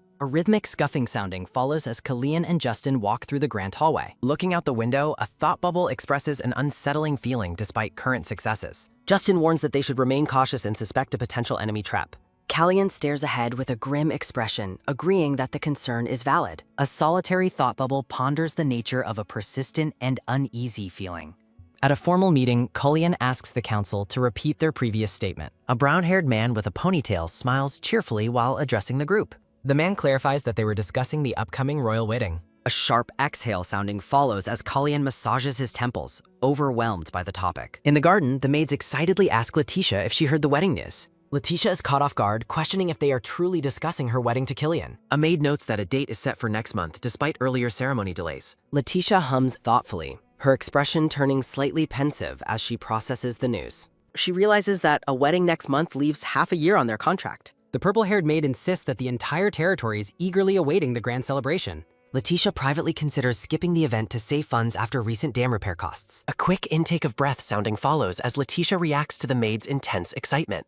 The maids wail dramatically, insisting that Letitia cannot simply ignore such a monumental occasion. A maid reminds Letitia of the emperor's vast wealth acquired through many successful wars. Letitia gives in with a soft laugh, finally agreeing to the maid's enthusiastic demands. Letitia invites the maids to help her choose a dress, sparking further celebration. From a high window, Colleen watches Letitia interact with her staff in the garden. Sitting alone, Colleen sips tea while continuing to observe the scene outside. Colleen asks about Letitia's treatment, prompting Justin to tease him about asking so often. A sharp gasp sounding follows as Justin questions Colleen's previous insistence on omitting the wedding. Colleen claims a ceremony isn't necessary, but Justin argues that weddings are about feelings. The staff and advisors shout in unison, refusing to accept Colleen's dismissal of the wedding. Colleen rests his chin on his hand, looking pensive as he considers his uncle's words. Justin remarks that Colleen cannot look away from Letitia, questioning the depth of his feelings. Justin looks confused, asking why Colleen is acting as if he doesn't understand the situation. Cleaning his ear, Justin bluntly asks if Colleen truly doesn't love his wife. A quick scuff sounding follows as Colleen's hand suddenly clenches into a tight, trembling fist. Justin stops and stares, his expression shifting to one of intense scrutiny and doubt.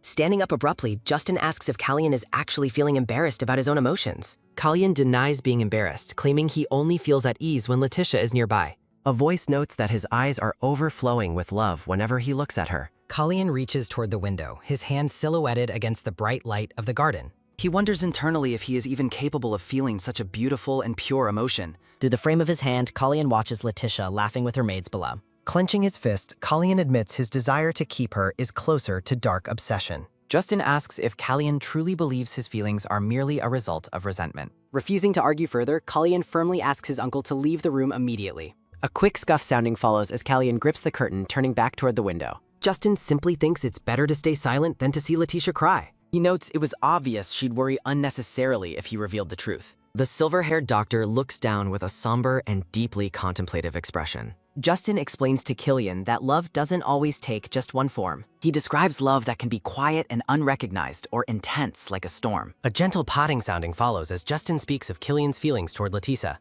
A creaking sounding follows as the large wooden doors to the room slowly open. A clicking sounding follows as Killian stands alone in the dark, silent room. A tight gripping sounding follows as Killian's hand clenches into a trembling fist. Killian struggles with the idea of love from someone like him who left her to die. He credits his uncle for filling his head with these useless and distracting thoughts. Swirling blue energy and particles fill the space during a quiet moment of transition. The scene shifts to a rectangular view of the dark, starless night sky outside. Lying in bed, Letitia wonders why Killian hasn't been seen at all today. Letitia's large pink eyes reflect her loneliness as she stares upward at the ceiling. The maids enthusiastically remind Letitia about the meeting where her royal wedding was discussed. Letitia considers how a formal wedding would make them feel like a real couple. Letitia pulls the covers up to her face, hiding her thoughtful and conflicted expression. She reflects on being genuinely married even after their one-year contract has reached its end. A sudden thumping sounding follows as Letitia reacts to a glowing blue light appearing. A soft fluttering sounding follows as a blue magical wisp dances through the air. A rustling sounding follows as Letitia asks the blue whisk if it has returned. Startled, Letitia watches as the magical blue energy gathers closely around her hands. A quick rushing sounding follows as Letitia sits up to get a better look. The heavy wooden doors remain shut, casting long, cool shadows in the blue light. Letitia stares at the magical energy, her expression turning soft as she considers her feelings. A soft rustling sound follows as Letitia addresses the blue wisp named Parang. She admits to the wisp that she initially hoped the visitor was actually Killian. Letitia confesses that she felt disappointed when she realized it wasn't him. A thought bubble reveals that she feels lonely and misses Killian when he's away. She smiles while imagining a future with him and wishing for lasting happiness. A soft thudding sounding follows as Letitia falls back onto the bed in confusion. Holding the blue wisp aloft, Letitia finally admits to herself that she likes Killian. A fluttering sounding follows as Killian sits alone at his desk reviewing official papers. Killian notes that everything is moving forward smoothly now that the wedding is decided. A thought bubble confirms that Letitia's medical treatment is finally showing steady progress. A gentle patting sounding follows as Justin's words about his feelings echo through Killian's mind. Letitia smiles radiantly, looking healthier and more vibrant than she has in a long time. A soft thumping sound follows as a book is placed onto the round table. A creaking sounding follows as Killian sighs deeply while leaning his head on his hand. A creaking sound follows as Letitia enters the room and finds her husband working late. A rhythmic clicking sounding follows as Letitia suggests they choose a wedding dress together. A sliding sounding follows as she brings a catalog and Killian agrees to look. Letitia looks at Killian with a nervous but hopeful smile on her face. A fluttering sound follows as they flip to a page showing a grand wedding dress. Killian turns toward Letitia, listening intently as she wonders if the dress is too flashy. Letitia becomes flustered while Killian watches her with a calm and steady gaze. A glancing sounding follows as Letitia asks Killian if he hasn't been sleeping all. A rubbing sounding follows as Letitia notes that he looks very tired and exhausted. A throbbing sounding follows as a pulsing vein appears on the side of Killian's neck. Killian remains silent as a faint pulsing vein appears on his neck. A warm, magical glow fills the room during this quiet, intimate moment. Killian pulls Letitia into a sudden, deep embrace that catches her off guard. A quick gasping sound follows as Letitia questions his sudden display of affection. A tight gripping sounding follows as Killian clenches the fabric of Letitia's dress. Letitia winces in pain and confusion after Killian suddenly bites her bare shoulder. Letitia notices the visible mark Killian's teeth have left upon her pale skin. Feeling distressed, Letitia demands an explanation for his inexplicably rough and strange behavior. Killian explains that his actions were based on advice regarding how to show affection. He suggests that his behavior was meant to be a physical expression of love. A soft sighing sounding follows as Letitia blushes deeply while processing his bizarre claim.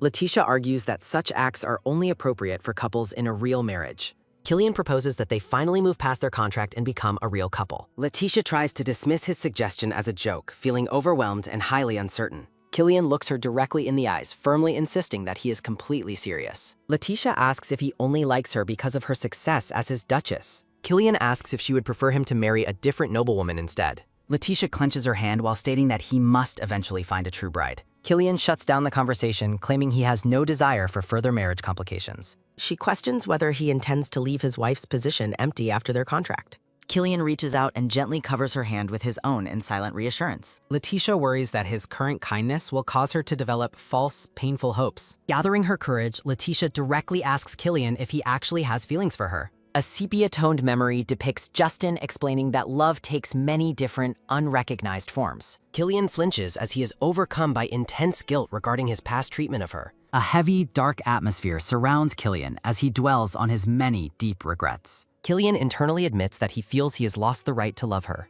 Killian attempts to answer her question but stops himself, struggling with his internal conflict. Letitia waits with a hopeful and vulnerable expression for him to finish his sentence. Letitia considers how most noble marriages are loveless arrangements based only on status. She clarifies that she doesn't think Killian is the type to seek love elsewhere. Letitia shares her fear that a marriage without love would eventually destroy them both. Killian looks at her with a devastated and pained expression, unable to provide comfort. Attempting to ease the heavy tension, Letitia announces she has finally chosen a dress. Letitia shows Killian a picture of the simple, modest wedding dress she has selected. Letitia reveals she chose the plainest dress to save the best for his future. A sharp clanking sounding follows as a training session begins at the outdoor barracks. A sharp clashing sounding follows as Killian aggressively practices his swordsmanship in the sun. Two knights watch their lord, noting that he has been in a terrible mood. The knights discuss their concerns about Killian's recent uncharacteristic anger and distance from them. The ponytailed-haired knight suggests that Killian's troubles are related to his relationship with Letitia. A sudden yelling sounding follows as the knight becomes defensive about his lack of information.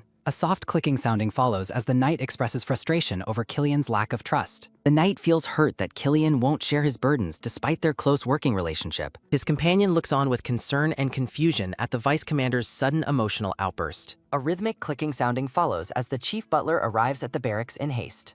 The butler urgently requests that the vice commander bring him to see Killian at once. Killian stops his training and turns to ask what news requires such an immediate interruption. A soft sliding sounding follows as the butler reveals that Duke Godwin has passed away. The butler adds the chilling detail that rumors of murder surround the Duke's death. Killian asks with a look of disbelief who the primary suspect in the murder is. A trembling hand grips the edge of a surface as the shocking news is processed. Standing still in the dim light, someone's shoes remain rooted to the spot during the silence. A dark notification announces that young Master Esta has been detained as a potential suspect. The brown-haired knight looks on with an expression of deep concern and mounting tension. A soft scritching sounding follows as Letitia sits at a desk focused on her writing. A formal wedding invitation is prepared, specifically addressed to the house of Count Esta. Letitia holds her quill, wondering if she should even bother sending the invitation given the circumstances. A rhythmic topping sounding follows as Letitia considers Killian's decision regarding the Imperial Palace. Letitia stares forward with a blank, contemplative expression, lost in her own complicated thoughts. She remembers a past conversation with Killian where she looked at him with a gentle smile. A soft muttering sounding follows as Letitia quietly speaks her husband's name under her breath. Letitia reacts with shock as a large, unsightly ink blot suddenly ruins her important letter. Feeling dismayed, she decides the ruined invitation is unsalvageable and plans to send a different one. A soft, creaking sounding follows as the blue magical wisp peeks through the opening door. Letitia warmly greets the blue wisp named Parong, asking if it has come in Killian's stead. Looking adorably confused, a chibi-style Letitia watches the blue magical energy spin through the air. A soft whooshing sounding follows as the blue magical wisp suddenly flies back out the door. Letitia looks up in surprise, asking the wisp if it wants her to follow its lead. A floral patterned chapter title card formally announces the beginning of the story's 37th chapter. A rhythmic clicking sounding follows as Letitia follows the glowing wisp down the long, dark hallway. She stops in her tracks, realizing that the wisp has led her directly to Killian's office. Standing outside the door, Letitia questions how their lives became so incredibly chaotic so quickly. A soft sliding sounding follows as Letitia overhears the butler mentioning Esta's visit to the Duke. The butler continues his report, describing how a heated argument preceded the discovery of the body. Through the doorway, Letitia sees Killian seated with the chief butler and a stern-looking knight. Peeking through the gap, Letitia wonders if there's any physical proof that her brother harmed the Duke. Killian defends Isis, asserting that the young man is completely incapable of such a horrific act. The gray-haired butler expresses a moment of relief, assuming that he will soon be released. Killian shakes his head, stating that the political situation will not be resolved that easily. Looming shadows of thorny branches accentuate the gravity of the investigation into the entire family. A close-up shows a hand holding a document marked with the Emperor's official and imposing crest. The butler reacts with alarm, suspecting that the Empress Dowager is orchestrating another malicious scheme. Narrative bubbles express frustration over the injustice of dragging Lady Letitia into these dangerous affairs. The brown-haired knight warns that they will surely attempt to entangle Killian in the controversy next. Killian reflects with somber regret on how he failed to expect such recklessness from the Empress Dowager. While holding a cigar, Killian asks for the current location of the late Duke's remains. A sudden shuffling sounding follows as the knight asks what Killian intends to do next. A soft crushing sounding follows as Killian puts out his cigar, deciding to answer the summons. A rhythmic thumping sounding follows as Killian walks away, seeking to clear his messy thoughts. Killian notes that the Emperor personally sent him a teleportation scroll to facilitate his quick return. Killian instructs the butler to withhold this news from Letitia to spare her from worrying. A soft clicking sound follows as Killian reaches for the door, repeating his desire to protect her. A creaking sounding follows as Killian leaves, entrusting the butler with taking good care of Letitia. Killian stops abruptly as he opens the door and finds Letitia standing directly in front of him. Letitia stares at Killian with wide, stunned eyes, having overheard their entire secret conversation. Killian asks in surprise why she is there, and she explains the wisp guided her path. Killian grits his teeth in frustration, internally cursing the wisp's deceptive behavior in bringing her there. Letitia confirms that she heard everything, starting from the details about Killian's older brother's situation. Killian gives Letitia a parting instruction to stay healthy and not neglect her treatment while he's away. Letitia begs Killian to let her come along, but he refuses, citing the extreme danger of the situation. Letitia insists she can help with antidotes or ledgers and promises not to be a burden. A sudden grasping sounding follows as Killian reaches out and firmly takes hold of Letitia's shoulder. Letitia's long pink hair flows as they stand in a moment of intense, silent conflict. Killian pulls Letitia into a sudden protective embrace, holding her close against his chest. Looking down at her, Killian speaks with a somber tone as he makes a heartfelt request. Killian begs Letitia to stay behind, his voice filled with a desperate need to keep her safe. The scene shifts to the Imperial Palace as evening falls over the grand golden spires. A rhythmic tapping sounding follows as someone paces back and forth across the ornate floor. The Emperor paces nervously, worrying that his secret letter hasn't reached Killian in time to warn him. A soft gasping sound follows as the Emperor suddenly stops, startled by an unexpected arrival. The Empress Dowager enters, regally informing the Emperor that their guest will arrive for dinner shortly. Forcing a strained and submissive smile, the Emperor agrees to follow his mother to the dining hall. A rhythmic clicking sounding follows as the two royals walk together through the palace's grand, silent corridors. The Emperor remains tense, internally certain that his mother has detected his attempts at secret communication. Narration reveals that the Emperor's messenger birds were found dead and surveillance on him has increased. A sharp clenching sounding follows as the Emperor clenches his jaw, fearing his mother intercepted his plans. The Empress Dowager stands with her back turned, her cold and calculating presence looming over the room. A soft creaking sound follows as the doors open, and the Empress Dowager warmly greets her guest. A close-up highlights the guest's formal attire, featuring a brooch with a large green jewel. The guest is revealed to be Peter Godwin, the son and successor of the late Duke. A soft clattering sounding follows as the table is prepared for a lavish, high-stakes banquet dinner. A soft clinking sound follows as an assortment of fine roasted meats is laid out. The Emperor sits at the table, looking deeply uncomfortable and unable to enjoy the meal. Holding a fork, the Empress Dowager pointedly asks the Emperor why he isn't eating his food. The Empress Dowager smiles thinly, questioning if the meal she prepared doesn't suit the Emperor's taste. She continues her pressure, reminding him that his mother went to great lengths for tonight's banquet. The Empress Dowager asks why he can't find enjoyment in eating on such a supposedly fine day. Leaning in, she demands confirmation from him, her gaze sharp despite her outward smile. Peter Godwin sips his wine while observing the tense interaction between the two royals. Peter points out that the Empress Dowager hasn't even completed the title succession process yet. The Emperor observes that Peter has even begun to mimic his late father's specific mannerisms. Dismissing the concern with a laugh, the Empress Dowager claims it's his seat soon anyway. The Emperor questions whether the backlash from the rest of the nobility will be severe and unmanageable. He worries about the public perception of Peter ascending to the ducal title so hastily. A sharp slamming sounding follows as the Empress Dowager strikes the table in a sudden burst of anger. The Empress Dowager coldly asks if the Emperor remembers what happened only a month ago. A memory depicts a ceremony where Peter stood before the throne to receive royal praise. During the ceremony, Peter publicly credited the Grand Duke and his wife for the cure's achievement. The Empress Dowager fumes, stating that Peter Godwin has sided with Killian and cannot be allowed. The Emperor closes his eyes, claiming he is too exhausted by state affairs to listen to her. A sharp clattering sounding follows as the Emperor stands, refusing to follow his mother's will. A rhythmic thumping sounding follows as the Emperor begins to walk away from the dining table. Walking away, the Emperor tells his mother she should withdraw this matter immediately. The Emperor warns that she will risk making half the nobility her enemy by proceeding further. A sudden shuffling sounding follows as the Empress Dowager stands and screams for the Emperor. The Empress Dowager's face contorts with pure, unbridled rage as she watches her son leave. A loud yelling sounding follows as the Empress Dowager lets out a piercing, frustrated scream. A loud crashing sounding follows as the Empress Dowager sweeps everything off the table in a tantrum. Collapsing on the floor, the Empress Dowager blames Letitia for all her recent mounting annoyances. The Empress Dowager sinisterly decides that eliminating the woman first is the best course of action. Dark liquid pools on the cold dungeon floor in a moment of quiet introspections. Isis complains about the noise, telling his companion that he is being loud enough to kill him.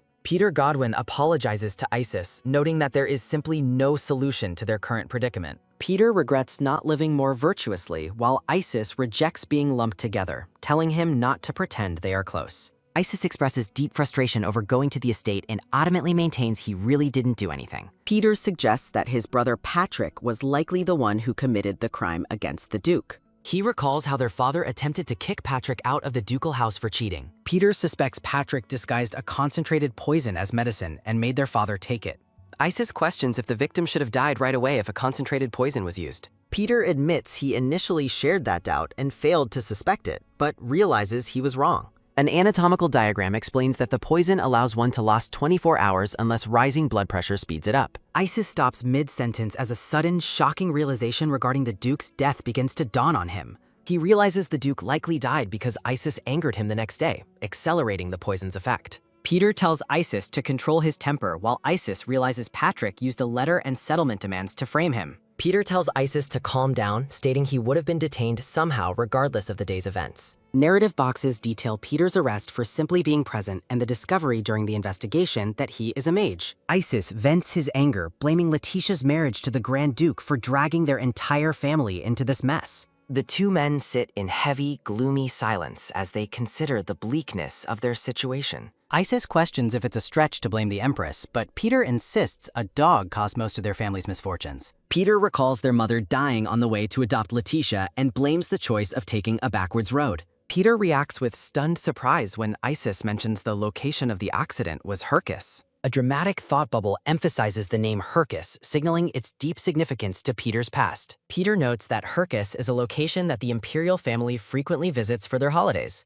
Peter urgently asks when the Countess passed away, and Isis informs him it was decades ago. Peter reveals she died on the very day Crown Prince Kendrick suffered his own tragic accident. A memory shows the Grand Duke brothers running together through the green fields of Hercus. Narration reveals that the Grand Duke brothers were at Hercus when their father poisoned a stable's water trough. Peter remembers his father hiding behind a wall with a bottle near the horse stables. A text box creates a suspenseful transition, wondering if the Countess's accident is connected to this. A close-up shows a vibrant purple poison being poured into a wooden trough filled with water. A horse drinks the poisoned water near a carriage carrying the Countess and a young Letitia. Isis asks Peter what is wrong with him after seeing his sudden, intense reaction. Peter reacts with silent, sweating shock as he processes the horrifying truth he just discovered. A close-up shows Peter realizing his moral debt to the Grand Duke couple has increased significantly. Isis asks Peter why he's behaving so strangely as the truth continues to settle. Peter reflects again on how his debt to the Grand Duke and his wife has just increased.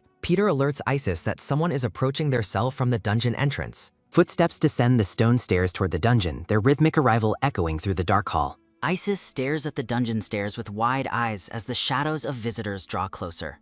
An Ashblonde man and an orange-haired boy arrive at the bars, and the boy calls out to his father. Peter asks how they got in, and the Ashblonde man explains he bribed a soldier, but can't stay long. Peter teases Nero for abandoning him, but Nero insists he stayed free so he could eventually help Peter escape. The Ashblonde man asks about the situation outside, and Peter confirms everything is going as predicted. The Ashblonde man reports Patrick's imminent succession and the Empress's schemes, prompting Peter to decide it's time to leave. Peter reaches his hand through the iron bars, signaling his readiness to escape the cell. Peter asks Nero if he brought the teleport scroll, only to receive a hesitant look. Nero admits he found the scroll in the young master's room but looks away with a nervous expression. Peter reacts with pure shock as he learns that Nero sent the teleport scroll north.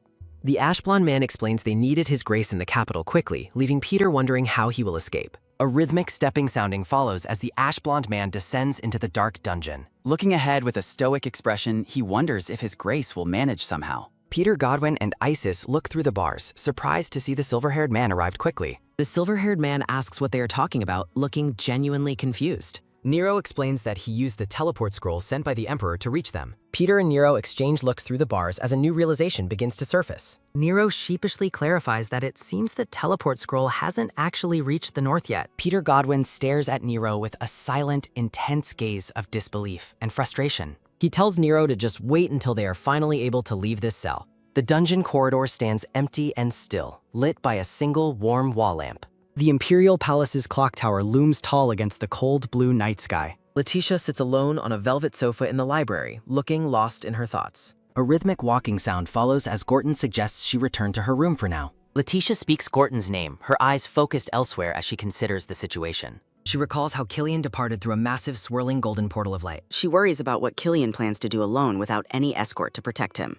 Gordon explains that the Silvano Knight Order is already following the Grand Duke toward the capital. He reassures her that he will return as promised and offers to stay with her. A soft nodding sound follows as Letitia curls up, clutching Killian's dark coat tightly. A rhythmic stepping sounding follows as Gorton's brown shoes move across the carpeted floor. A rhythmic walking sounding follows as the butler leaves Letitia to her solitude in the library. A sharp clicking sounding follows as the large wooden doors are pulled shut from the outside. A close-up highlights Letitia's eyes, which are wide with a sudden, sharp sense of dread. A soft rustling sound follows as Letitia's tight grip on the coat reveals something hidden inside. She looks down in shock, wondering if the small book she found is Killian's notebook. A soft sliding sounding follows as she pulls the tan, leather-bound diary from the coat pocket.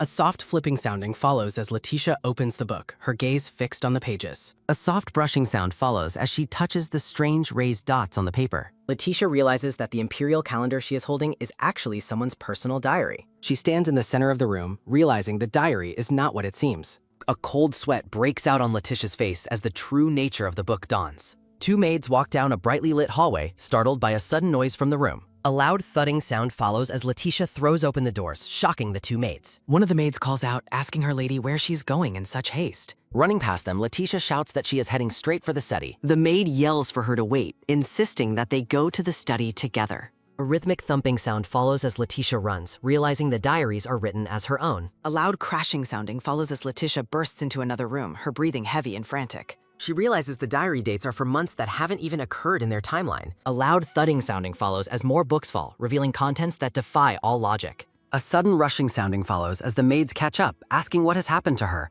Letitia turns to them, whispering that the contents are exactly the same as before. She realizes Killian's fairy tale and this diary shared the same story of a lost wish. A crackling sounding follows as a memory shows someone asking Killian if he found his loss. The memory concludes with Killian's simple, haunting confirmation that he did indeed find it. Killian smiles softly in the vision, his expression filled with a secret, knowing peace. Letitia stands alone under the shadow of the clock tower, her expression one of pure horror. She wonders what kind of wish she could have made to cause such a phenomenon. Darkness closes in as the chilling implications of the shared diary and fairy tale linger. An oppressive, dark mist rises, signaling a shift toward a more ominous chapter of the story. Hands gently pull a thick blanket over the sleeping, pink-haired woman.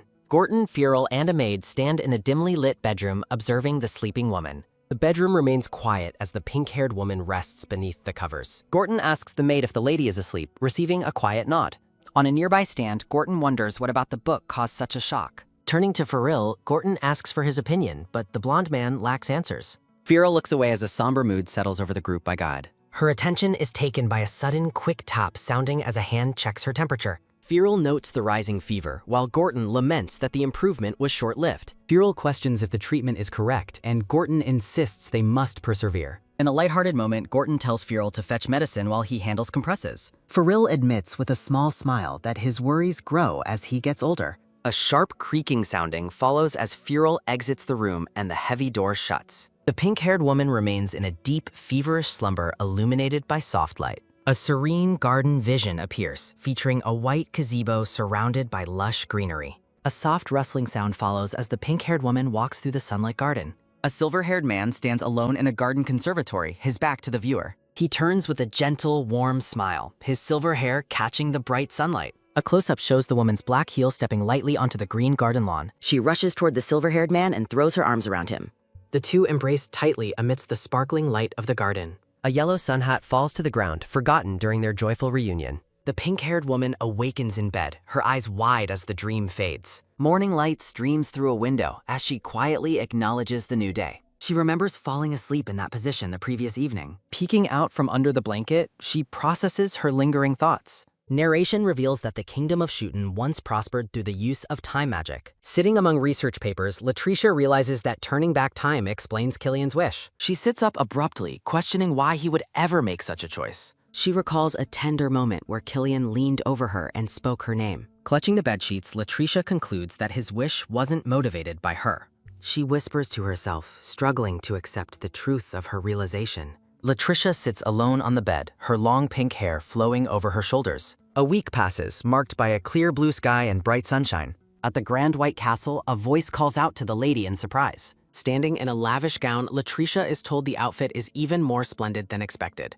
Looking at a dark suit, Latricia notes that Killian has yet to return. Gorton watches her with a stoic expression, his hands clasped formally. Gorton reports that the knights joined Killian yesterday, much to Latricia's relief. A look of pure joy and relief washes over Latricia's face at the news. She decides it would be best to store the finished ceremonial outfit in Killian's her. Latricia's expression suddenly distorts into a black silhouette as Gorton shouts in alarm. A loud thudding sounding follows as she collapses and Gorton catches her. The maid's eye widens in horror as she points out the presence of blood. Blood flows from Latricia's trembling hand as she weakly asks for Sir Justin. Latricia's mouth bleeds as she struggles to speak, her voice failing her. Darkness consumes her vision as she realizes she can no longer see. Blood streams from Latricia's nose and mouth as she stares blankly in shock. Crimson droplets fall through the dark, oppressive void as her condition worsens. A single drop of blood hits a liquid surface, creating a small, haunting ripple. Killian, cloaked in black, pauses on a cobblestone street and wonders if he felt raindrops. The dark-haired man asks why he is spacing out since it doesn't look like rain.